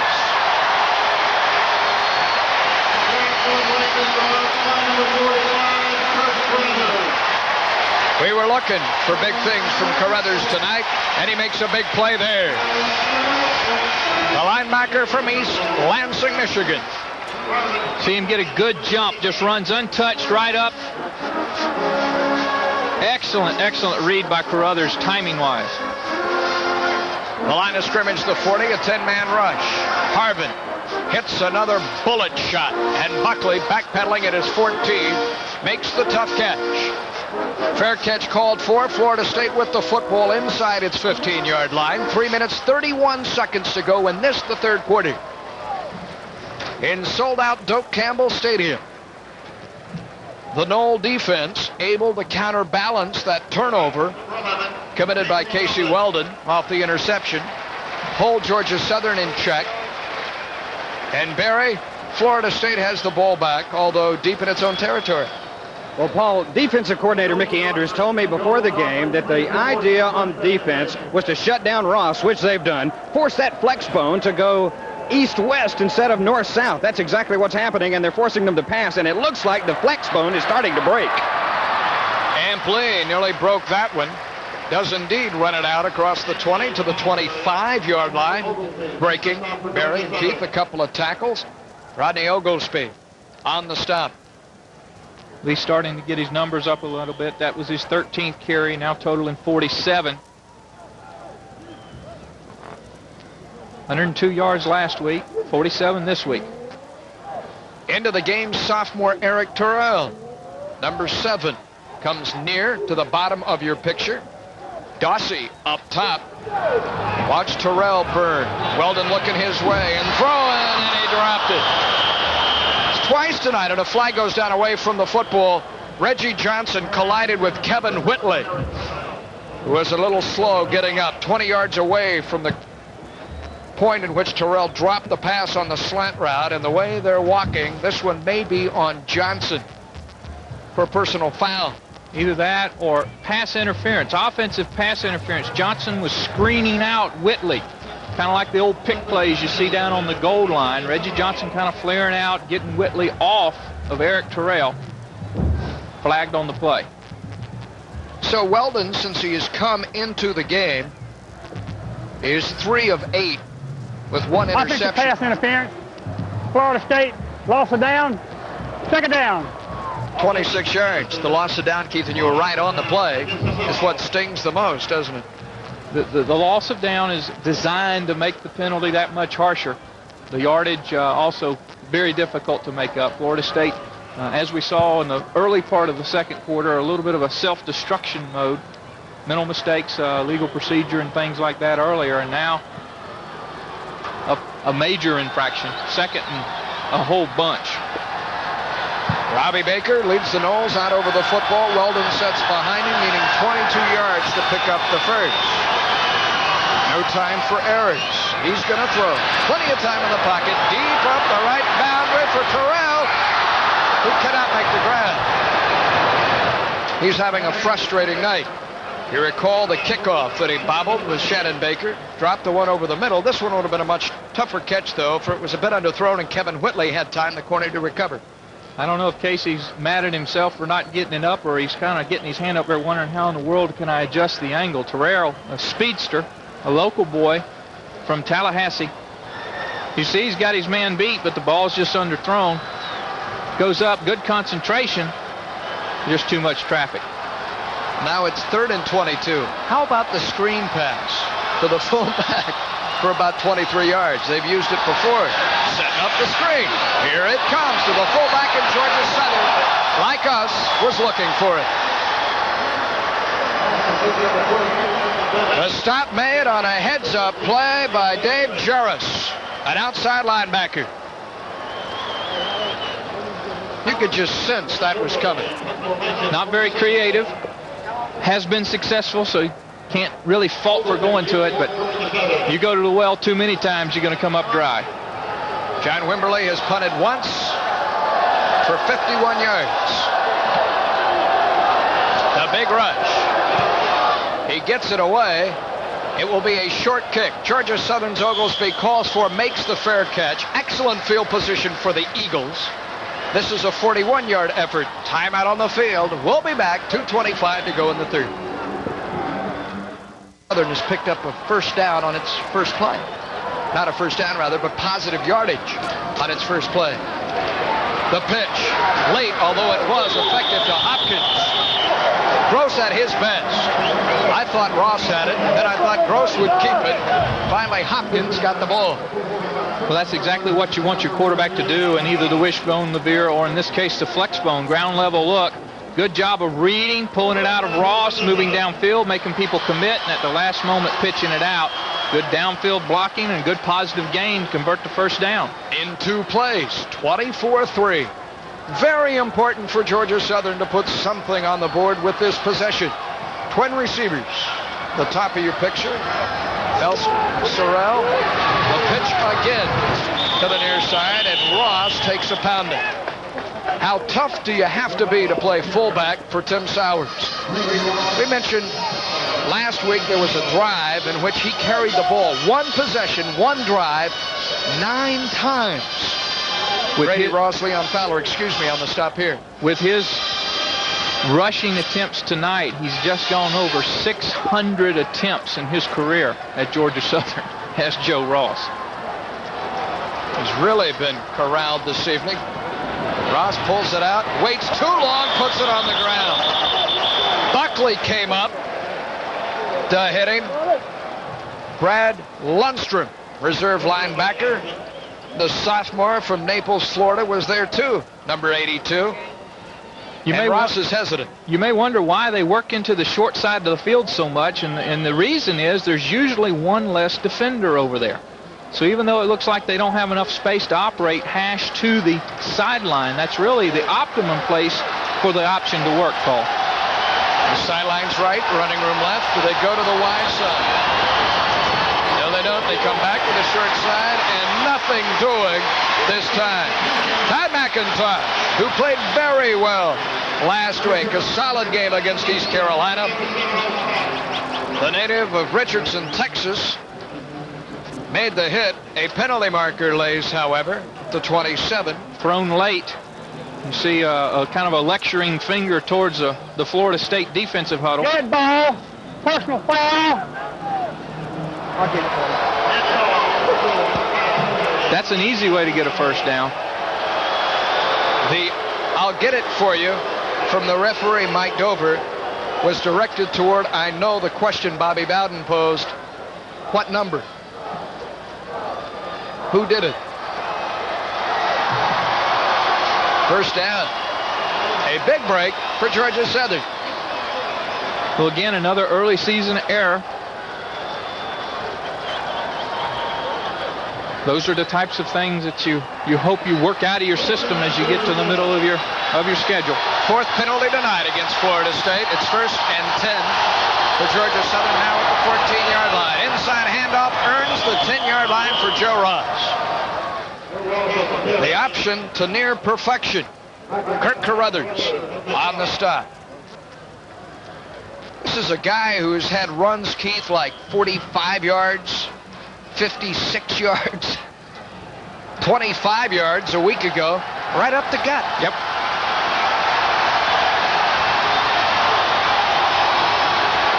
Second and 6. Ross again to the 6. They've got it going here. Lester Eford rather than Ross on the carry. 35 rather than 36. The 5'8", 231-pounder.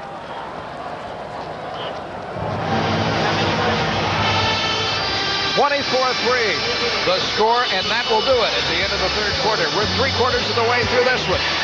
Back with the final 15 minutes right after this.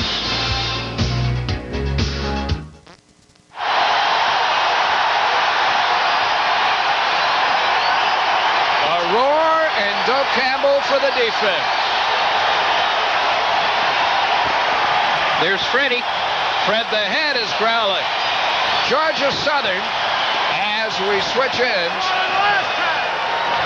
faces 3rd and 2 yards to go, trailing 24-3. And going into a new section, Bob Goyne was telling us, in this particular end zone used to be visitors tickets and kind of tickets for folks coming in, but now total Seminoles in this end zone. A very vocal end zone now.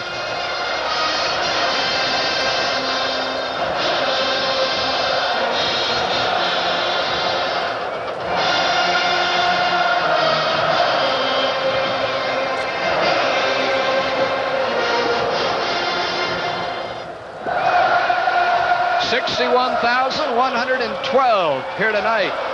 And Raymond Gross, understandably, cannot hear the signal.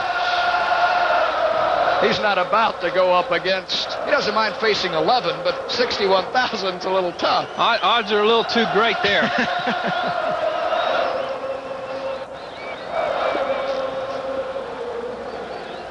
Mike Dover, our referee, trying to assist, and Gross saying on everybody, let's go over here and regroup, calls timeout. There's timeout on the field. We'll be right back after this word from Coors Light. The Silver Bullet won't slow you down.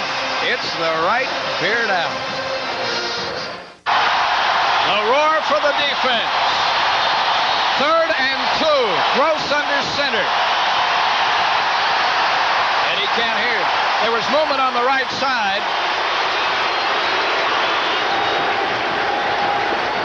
And this may be against Georgia Southern. Good ball. Ball start. Georgia Southern. 3rd down. That was Kevin Morse, who normally plays guard. They had him lined up with a New Jersey. Right there, you see, at a tight end position, and he is being consoled at the moment, but he just made a costly blunder because 3rd and 2 becomes 3rd and 7. Georgia Southern usually goes on that quick count. That time Gross was trying to get everybody settled and call an audible. Didn't work. Here comes Gross against the roar of the crowd. Scrambling to the 9-yard line. Anthony Moss and Kurt Carruthers were there. Do you put 3 on the board, or do you try and get it into the end zone for 7? I think if I'm Tim Sowers, I'm going to call timeout and put 7 on the board. Let's go down to the field and listen with Perry to the noise level, if you can hear his partner. It's an incredible crowd, Paul. 61,000 plus here on Parents' Night tonight. Now, the largest crowd Georgia Southern has played in front of, at least this year, was last weekend in Murfreesboro, Tennessee, when there were 15,000 in the MTSU game. You got more than 45,000 more than that right now yelling at the Golden Eagles, and they don't know how to handle it. Mike Dowis is on to attempt the field goal.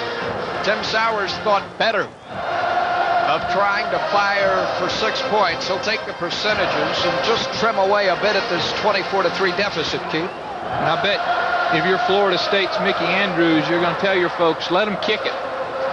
Watch out for the fakes. Let's don't let them get a touchdown out of this. You recall when the fourth quarter began a year ago, Georgia Southern led. Or 2 years ago. This, of course, a vastly different game. From 26.5 yards away, it's the senior Mike Dowis. The snap, the spot, there's the kick. And that is 3. The field goal by Mike Dowis quiets the crowd. Timeout on the field, 24-6, Florida State. We'll return to Doak Campbell after these words from Thrifty Car Rental, because it's a pair of Georgia Southern field goals, one by Mike Dowis, the other by David Kuhl, the only points here tonight for Georgia Southern. A couple of years ago, Keith, though, things were a great deal different. This was the first play of the fourth quarter, and goodbye. Gary Miller, 22 yards into the end zone, a touchdown. It was a 10-7 football game. Irk Russell and his men from Statesboro. They held that lead all the way till 9 minutes to go in the ball game before Florida State scored quickly to make the final 28-10. Anytime you talk about a Georgia Southern football team, and remember, they just started playing intercollegiate football in 1984. Played club sports the first 2 years. Russell was hired in 1981 to kind of get them started. And you're looking at the scoring drive of the national champions of last year and 3 of the last 5 years in 1AA. Shannon Baker takes it on the bounce, comes back across the 5, the 10, 15, 20. The crowd saw, as you did, that had he been able to get another step or two outside left, he would still be running. Very fleet of foot, a 23-yard return for number 1. Casey Weldon will stay in at quarterback, and watch this. Dangerous punt to field, or kickoff rather to field. It could ricochet off of you. Baker doing a good job like a infielder of catching that on the short hop. Makes his way through.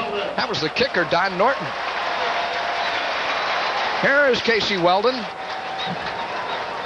Struggled a bit.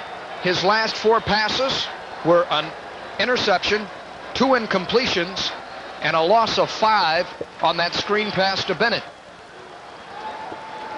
A little tough for Casey on in relief of the sterling Brad Johnson. He inherits a rather large lead, however, and begins work shy of his 25. Firing this way, Lawrence Dawsey there to take it in. How quick did Dawsey tuck the ball and turn north-south? I don't know that they have a drill or a mechanism to time the receipt of the ball, tucking it in, and getting to full speed, but I would suggest to you that Dawsey does it as fast as anybody in the country. That's why they designed this play. He just runs up 5 yards, turns around, and waits for the ball, receives it, and gets going. And nobody in the country does it better and quicker than Lawrence Dawsey. That's a first down following the gain of a dozen. Dawsey's second reception this evening. Weldon, toss sweep left side. It's Sean Jackson, the freshman, cutting it back inside and ahead to the 45, the 46-yard line. Jackson's having a solid evening this evening. He's rushed for 45 yards tonight. That was a pickup of 9. Whitley, the corner, and Mike West, a fine middle linebacker, in on the tackle. Bobby Bowden can keep running fresh jerseys at you, can he? Needing a yard. The eye. Can Jackson get it? Yes, sir, and more. The Georgia Southern 45 to 40, refusing to go down. Back to the center 20.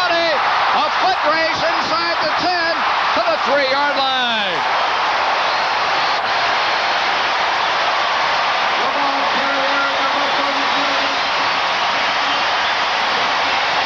43 yards for Sean Jackson on a tremendous effort, darting and dashing back to the center of the field. And this is a freshman. We've seen the counter action before, pull the offside guard and tackle, and this is just individual effort. 3 white jerseys there can't bring him down. That's 220 pounds making cuts like that and then opening up. Excellent effort there. by Kevin Whitley to bring him down just inside the 5. 87 yards rushing now for Jackson. And Georgia Southern, burned on the previous play, needs to regroup and resettle. 12:50 remaining in the game. Timeout on the field. Back in a moment. 24-6. Florida State.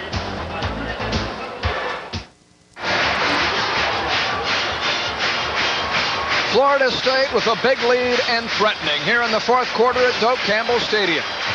With former Seminole Keith Jones and our sideline reporter Barry Milligan, I'm Paul Kennedy on a very warm night in Tallahassee as the Noles are set to fly to 2-0 on the season.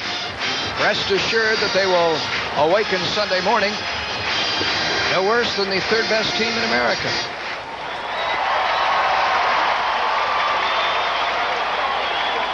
We will be in the city of muffaletta sandwiches and shrimp etouffee next week. Keith Jones in the Dome for Florida State and the Greenies. Live on pay-per-view from the Crescent City. Join us at 8 o'clock right here on Sunshine. That will be a lot of fun. Paul Moore cannot get there.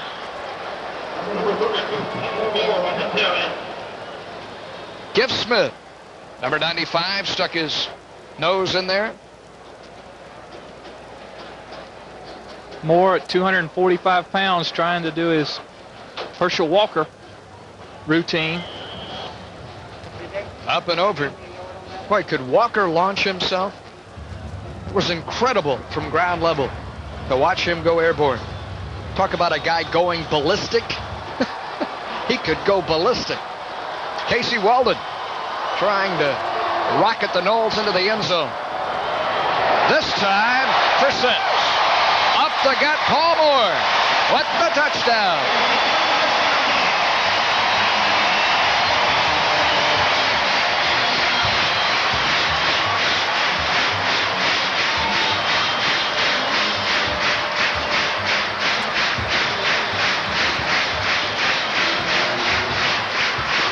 The fourth touchdown of the night is recorded by the junior two-year letterman from Miami. And Andrews on to add the point after. Ritchie is perfect. And it is now a 31-6 score. 5 plays, 3/4 of the field covered. And the second time was a charm for Paul Moore. Like Bennett, we've talked about it earlier, a guy who has slimmed down yet maintains the strength necessary, requisite to play the fullback position. A year ago, close to 250, now running at between 230, 235. That's a big difference, isn't it? I was going to say, as you see the scoring drive there, 75 yards very quickly, 2:31 on the clock. Program has him at 245. I've been calling him 245. He really is down around 230, 235 pounds, and you see there with his 2-yard run, he scores his 5th touchdown of his Florida State career. And don't forget that they were tooting those horns for the young freshman Sean Jackson on a 47-yard gallop that set up this plunge by Moore. Excellent surge by the offensive line. See the offensive lineman laying there with the goal line underneath their bellies? See, they've pushed everybody back, and Moore just follows up their backs. It just moves everything back where the back has room to operate into the goal line. Close to 400 yards of total offense tonight for Florida State. 394 to be exact. Georgia Southern has less than 100. Here comes Carl Olson. Shy of the 20-yard line. Fleet special teams coverage. Matt Fryer, who can really run. A wide receiver came down to push him out of bounds after a pickup of 17 yards. A combination of two things. Andrews hanging it high and Fryer charging downfield with reckless abandon. Well, Fryer may be an offensive player, starting wide receiver, but you play football at Swanee High School in Live Oak, Florida, you know how to hit and be hit. You better believe that. A new quarterback for Georgia Southern. Albert Hundley, a junior out of Atlanta. At the controls, loses the ball. Florida State has it. Corian Freeman on top of the pile. Who was at the bottom? Pounced on Ty McIntosh, the freshman.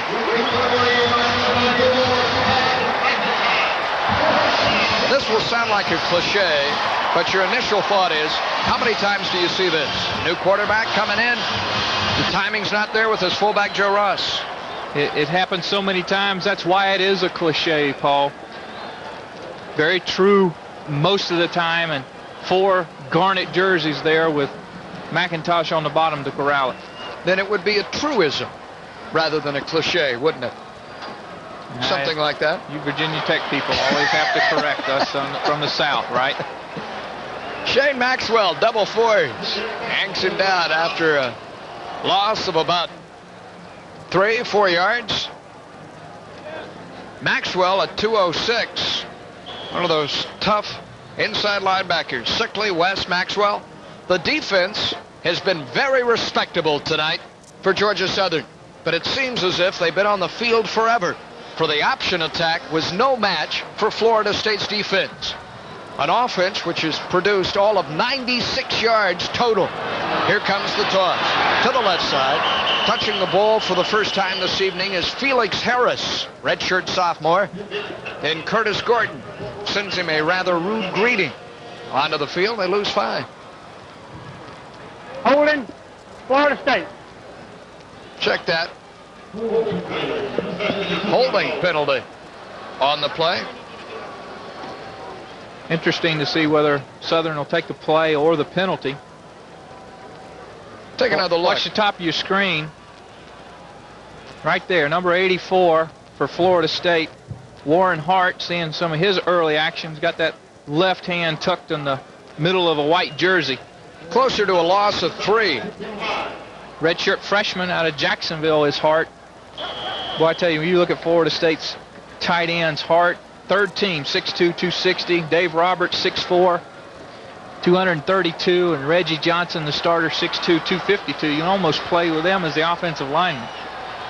Take the big plays out of there. 1AA Eagles, pretty stout defensively. Stumbling backwards, the pass is complete to Florida State's Maurice Pinckney. But just to the 21, so it's field goal time for Richie Andrews.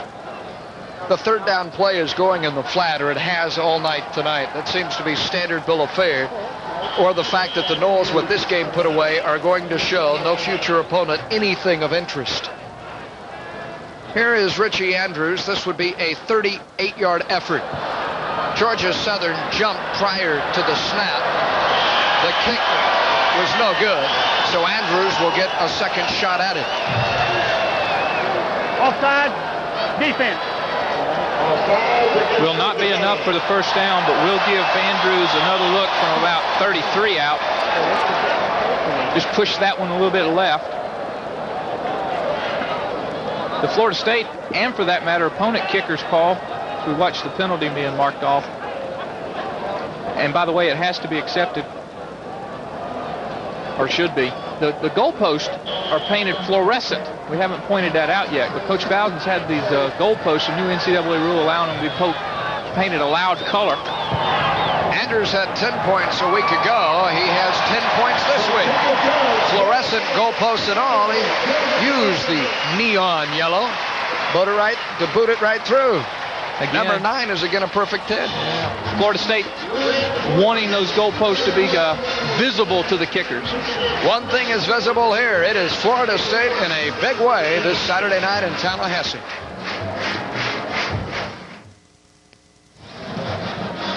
Georgia Southern turned the ball over. Florida State unable to move it.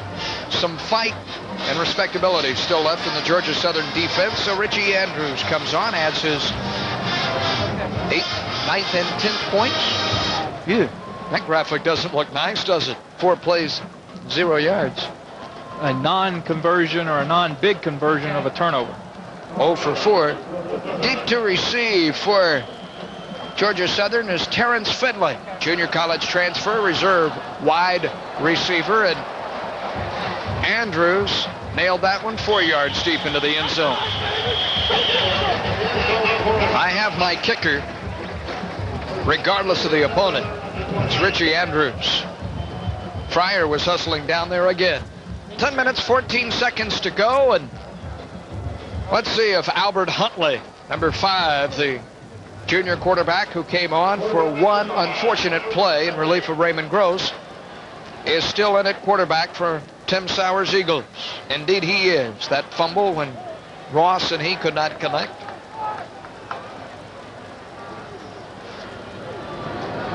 And the first play is right up the gut to Lester Eford, and John Nance took him right down. They say that for John Nance, every play is a learning experience. He has far more talent than knowledge of the game, but what a player he is going to be with repetitions on the practice field and in game action. Was a linebacker, moved to the nose tackle position because of the injuries during the fall, during camp. Now number 2 behind the Joe twin.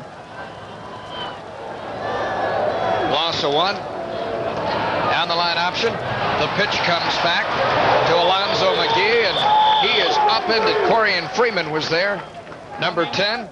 Here's a guy you mentioned that Nance has bounced around a little bit. Here's Corian Freeman, who has bounced around a bit, and he bounces Alonzo McGee. Freeman was a starting defensive back this time a year ago. Game number 2 against Clemson last year. The second of 2 losses. He was in the backfield with with Leroy Butler and the like. Hedrick Dodge. That did not work out. Lost his starting assignment. Now he's a reserve bandit linebacker and a special teams headhunter. 3rd and 5. The shuffle pass. Well defended. Darrell Hopkins has to lower his head, and he lowers it right into Alexander, the linebacker. Barry, what you got, bud? Well, Paul, you gentlemen were just talking about John Nance, one of the defensive linemen, getting a chance for a few snaps tonight. They're saying once he comes along, he may be indeed as good as Odell Haggins was. Converted from a linebacker, has great speed and great strength. Maybe a bit quicker than Odell. Harvin. Does Buckley get to return this one? It bounces off his hands. He gets it back and scoots to the 50 and has a wall, and it's so long, one man to beat. The kicker. No contest. Touchdown.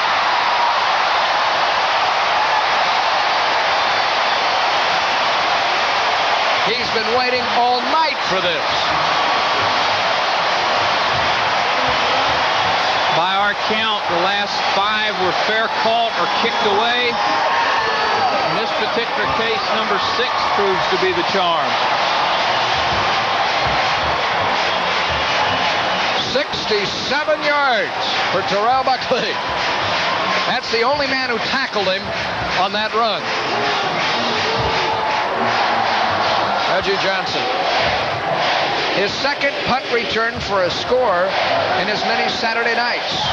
Averaging a little over 28 yards a return coming in to tonight's ball game. I believe the first punt that he returned was about 2 yards, and then the fair catches and the kickaways started, and now we've got a 67-yarder on the board. What Bowden will like about this is the fact that it was picture perfect in terms of the picket fence that walled along the far sideline. Buckley will be the first to tell you that the other 10 out there is what makes it happen for him. But like we talked about last week, when you've got Buckley back there, Paul, even if you've been in on a 6 or 8 play series and you've just stopped the offense and you're a starter on defense and on that punt return team, you're still going to give everything you've got and a little bit more because Buckley rewards you. Get another look at it. You'll see it just like he did. The ball bounces up. He drops it, picks it right back up. See, he never gets touched. Look at all the red jerseys, garnet jerseys there. And then with his speed, he just outruns the kicker.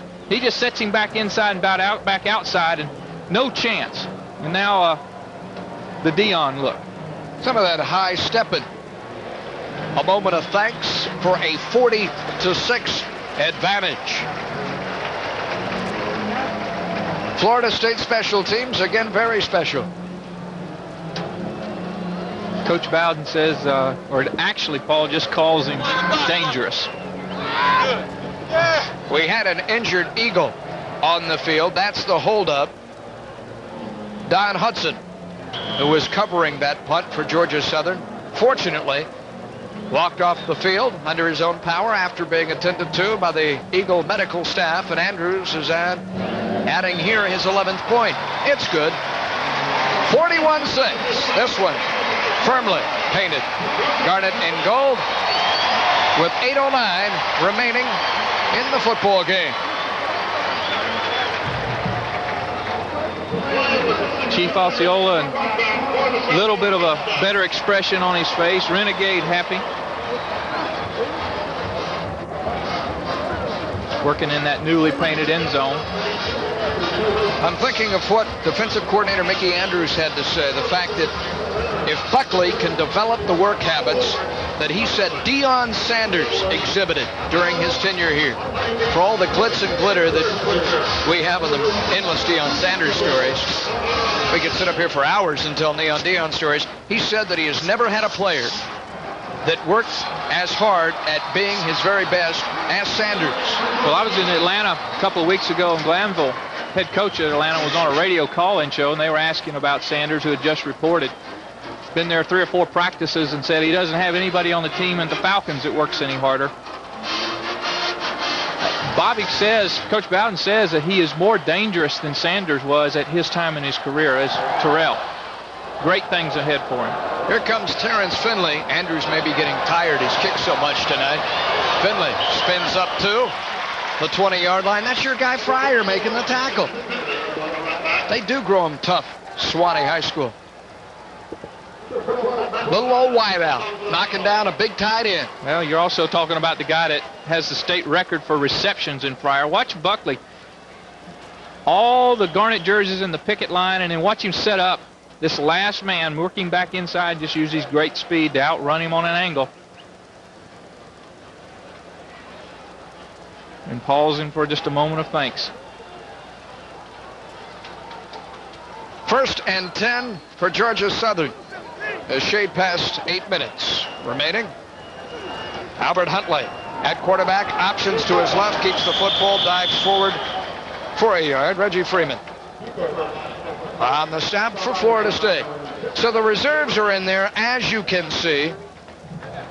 And Reggie Freeman makes his first tackle this evening.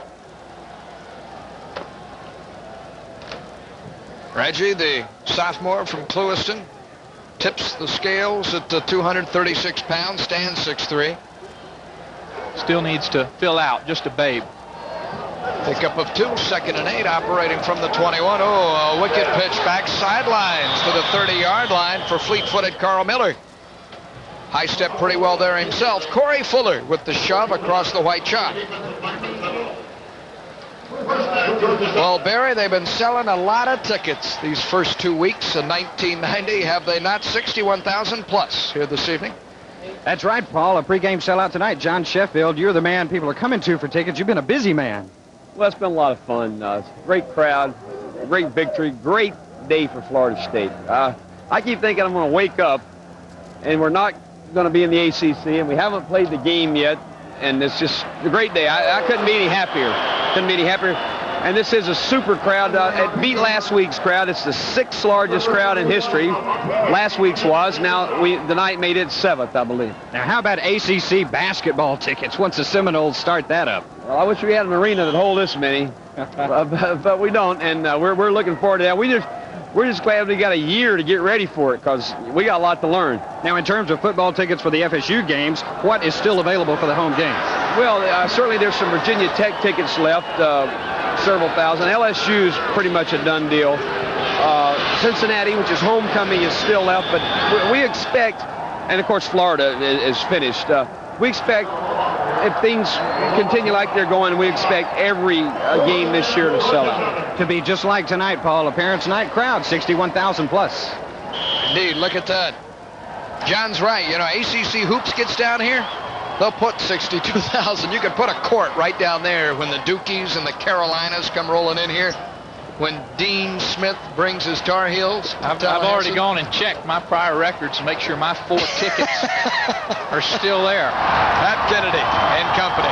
Well, lost in all of this is the fact that Albert Huntley, after some early nerves, as his Golden Eagles, or his Eagles rather, his Blue Eagles, out to the 47-yard line. Speaking of Golden Eagles, did you see that Southern Mississippi came within a missed field goal of beating Georgia today and opening the year 2-0? with wins over Alabama and the Bulldogs?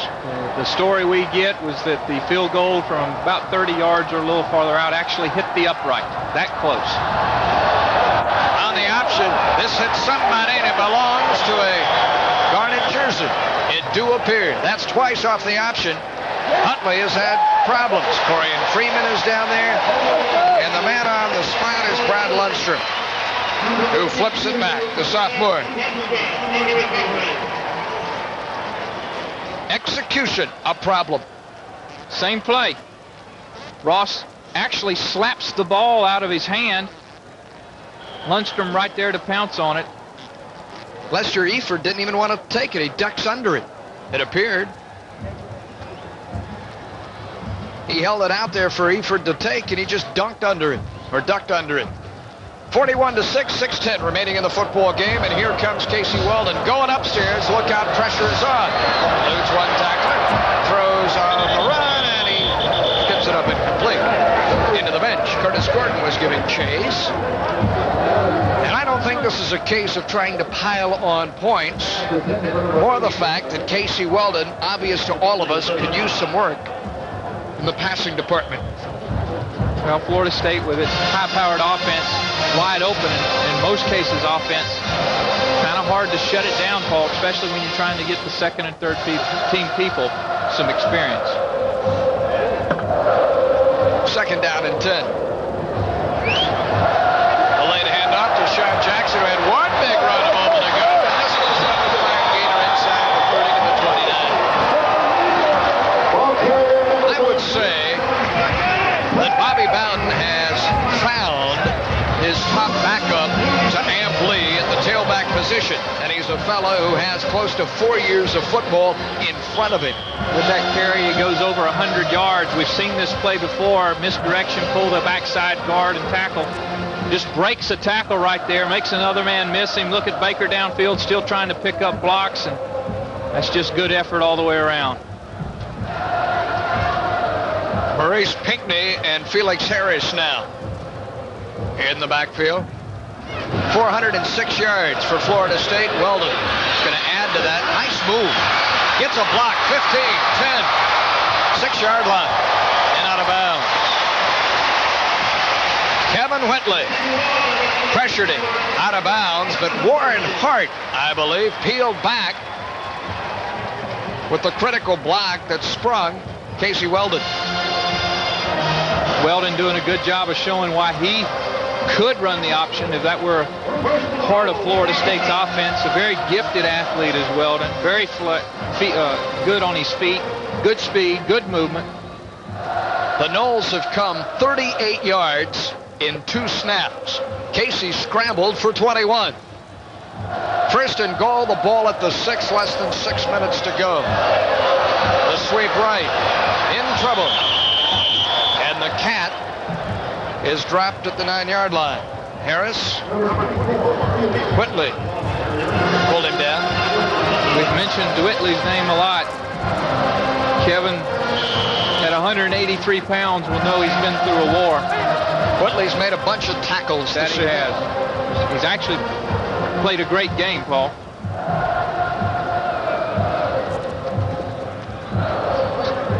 The losses of 3. Back to the 9. Through the air. Touchdown! Baker, his second TD grab.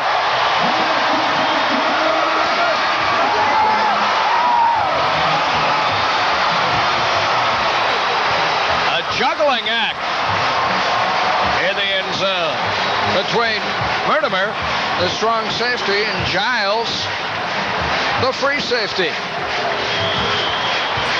Weldon has his first touchdown pass of the year, and it was a super grab by Baker. Andrews to do it again.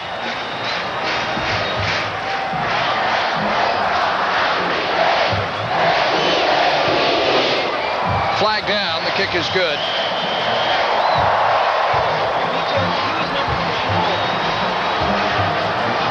Illegal participation. 12 players participating. I don't think you can do that, Keith. Somewhere I think that there's a rule that says there's only supposed to be 11 aside. Our producer, John Liu, knows that. John Liu heading our crew here this evening. A top flight crew it is from here in Tallahassee. Our spotter tonight has been Tom Block. Our statistician, Ronnie Andrews. 12 men on the field, back 5. We'll do it again. Our crew also, Paul, very dedicated. Our video operator, Jimmy Kimbrell, had a new grandson, Ryan, born during the ball game last week. Congrats to family. 47-6. That's a 15-yard penalty. This is a forever field goal of 34 yards. Pretty long extra point, isn't it? Andrews with the PAT by long distance. 48-6. And we'll return with more from Doak Campbell on a historical day for Florida State on and off the field right after this. It'll be the first time in 2 years that Georgia Southern has lost ball games back-to-back fashion. They fall to Middle Tennessee State a week ago, lose tonight to Florida State. You have to go back to 2 years ago when they lost to Middle Tennessee State and then came to Florida State. Florida State. History does repeat itself. In between there, though, Paul, a national championship, 15 in a row. Well, the run and shoot has certainly been shot down. But it takes a lot of courage to play, if you're a 1AA team, the number 3 team in America. Georgia Southern has come in here with admirable fight. Looking downfield, punting Kirk McClung. The pass is incomplete. Rather, that's Chance Ward split in. This is the 5th time that Georgia Southern has played a 1 single A opponent. They are 0-4, as you would expect. Florida State, likewise, undefeated against 1 AA.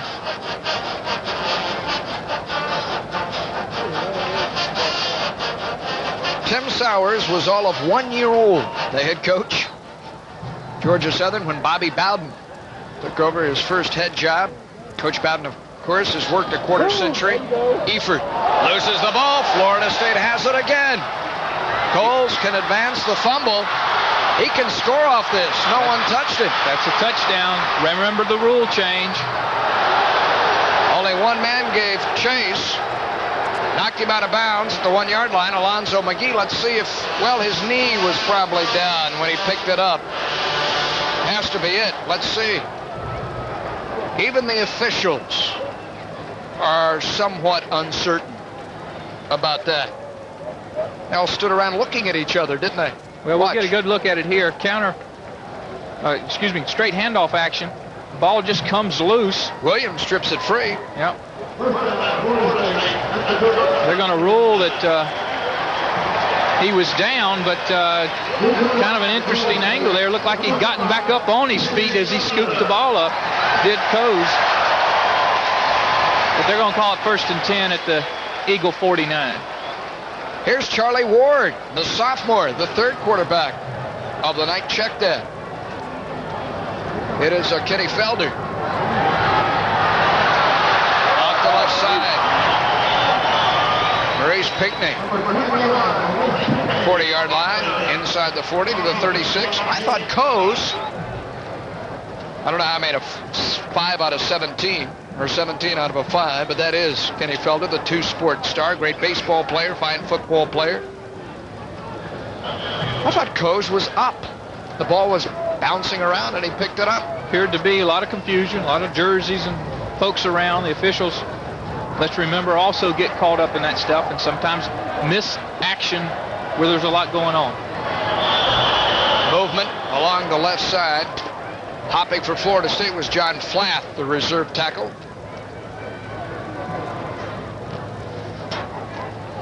The next game for Georgia Southern will come a week from today when they'll return home to face Eastern Kentucky. Legendary coach Roy Kidd from 1AA fame. There is a living legend for you in college football. Eastern Kentucky, Georgia Southern in Statesboro. Florida State facing Tulane. In the dome. Felder over the middle. Boy, did he rocket that one. Incomplete. Hunting Marvin Farrell, reserve tight end. See if we can tell if Richard Coase was down on that fumble return. Remember, this year in college football, you can return a fumble. Oglesby of Georgia Southern had 197 yards for a touchdown. If your knee is down, let it roll. When he touches the ball is down. People fighting for possession. And apparently they ruled that his knee was down, although there is some barking about the call when he fielded the football. Manole's running out the clock. 60 seconds left.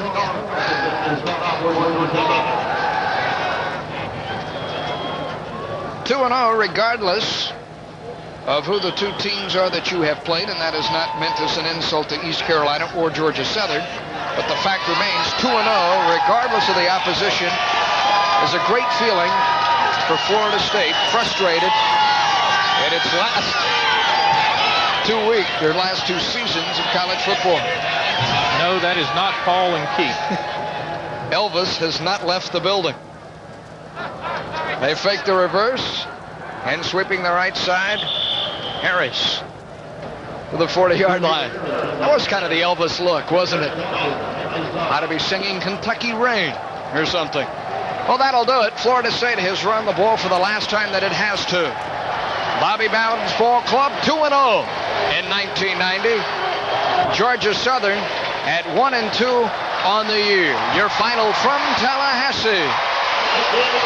Florida State wins this one, going away 48-6.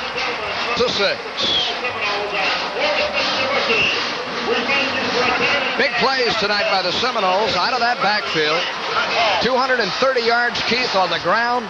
216 yards through the air, very balanced. Most of those reception yards were to backs in the flat. 446 yards total offense for FSU. Florida State showing a lot of balance in the first 2 ball games against Eastern Carolina. 187 yards through the air and 200 on the ground. So again, a good split in the first and second ball games between the run and the pass. The nation's longest winning streak is now 12 games, owned by Florida State. And Bobby Bowden has, we can say it, win number 197. He doesn't want you talking about that stuff till the final gun has sounded. There you see his 25-year record, 197, 72-3. This is win number 124 at Florida State. Very impressive 750% winning percentage. In fact, here at Campbell, he's a little over 82%, 66-14-1. And he's standing by with our own Barry Milligan. Gentlemen, take it away. Thank you, Paul. Coach Bowden, great balance and also great defense tonight for you. Well, we played good tonight. Now, Georgia Southern is in a different division. They made us work for everything. I thought they were a well-coached, good hustling football team, and I feel very fortunate to win it. A little bit surprised at how hard they came out and how evenly they played you early? No, they're a good football team. They're just a different division, don't have the depth that we have, and they got more out of their kids probably than we did. Finally, Coach, just a comment on you now, personally, about the ACC, a historic move for Florida State. I think it's a great move for Florida State. I think it's going to be a great arrangement. It's going to be exciting, I really believe it. And Tulane now coming up next week, another pretty exciting team. Well, our team's just getting harder by degrees, you know. Tulane's not Miami, but they can beat you. And so I hope we see a lot of improvement when we start looking at film tonight. Saw some of your youngsters get a chance to play tonight, too. Happy the way they came along? I really was. We played a lot of boys. I was glad I got to look at Casey Weldon. And we've got a lot of assessing to do. But this is what you hope that your schedule's in your favor for. Coach, congratulations. See you next week in New Orleans. Thank you. Thank you. All right, Paul, back to you. Indeed. Thanks a million, Barry. Your final score there. Florida State, with Tulane on the horizon, pounds Georgia Southern 48-6.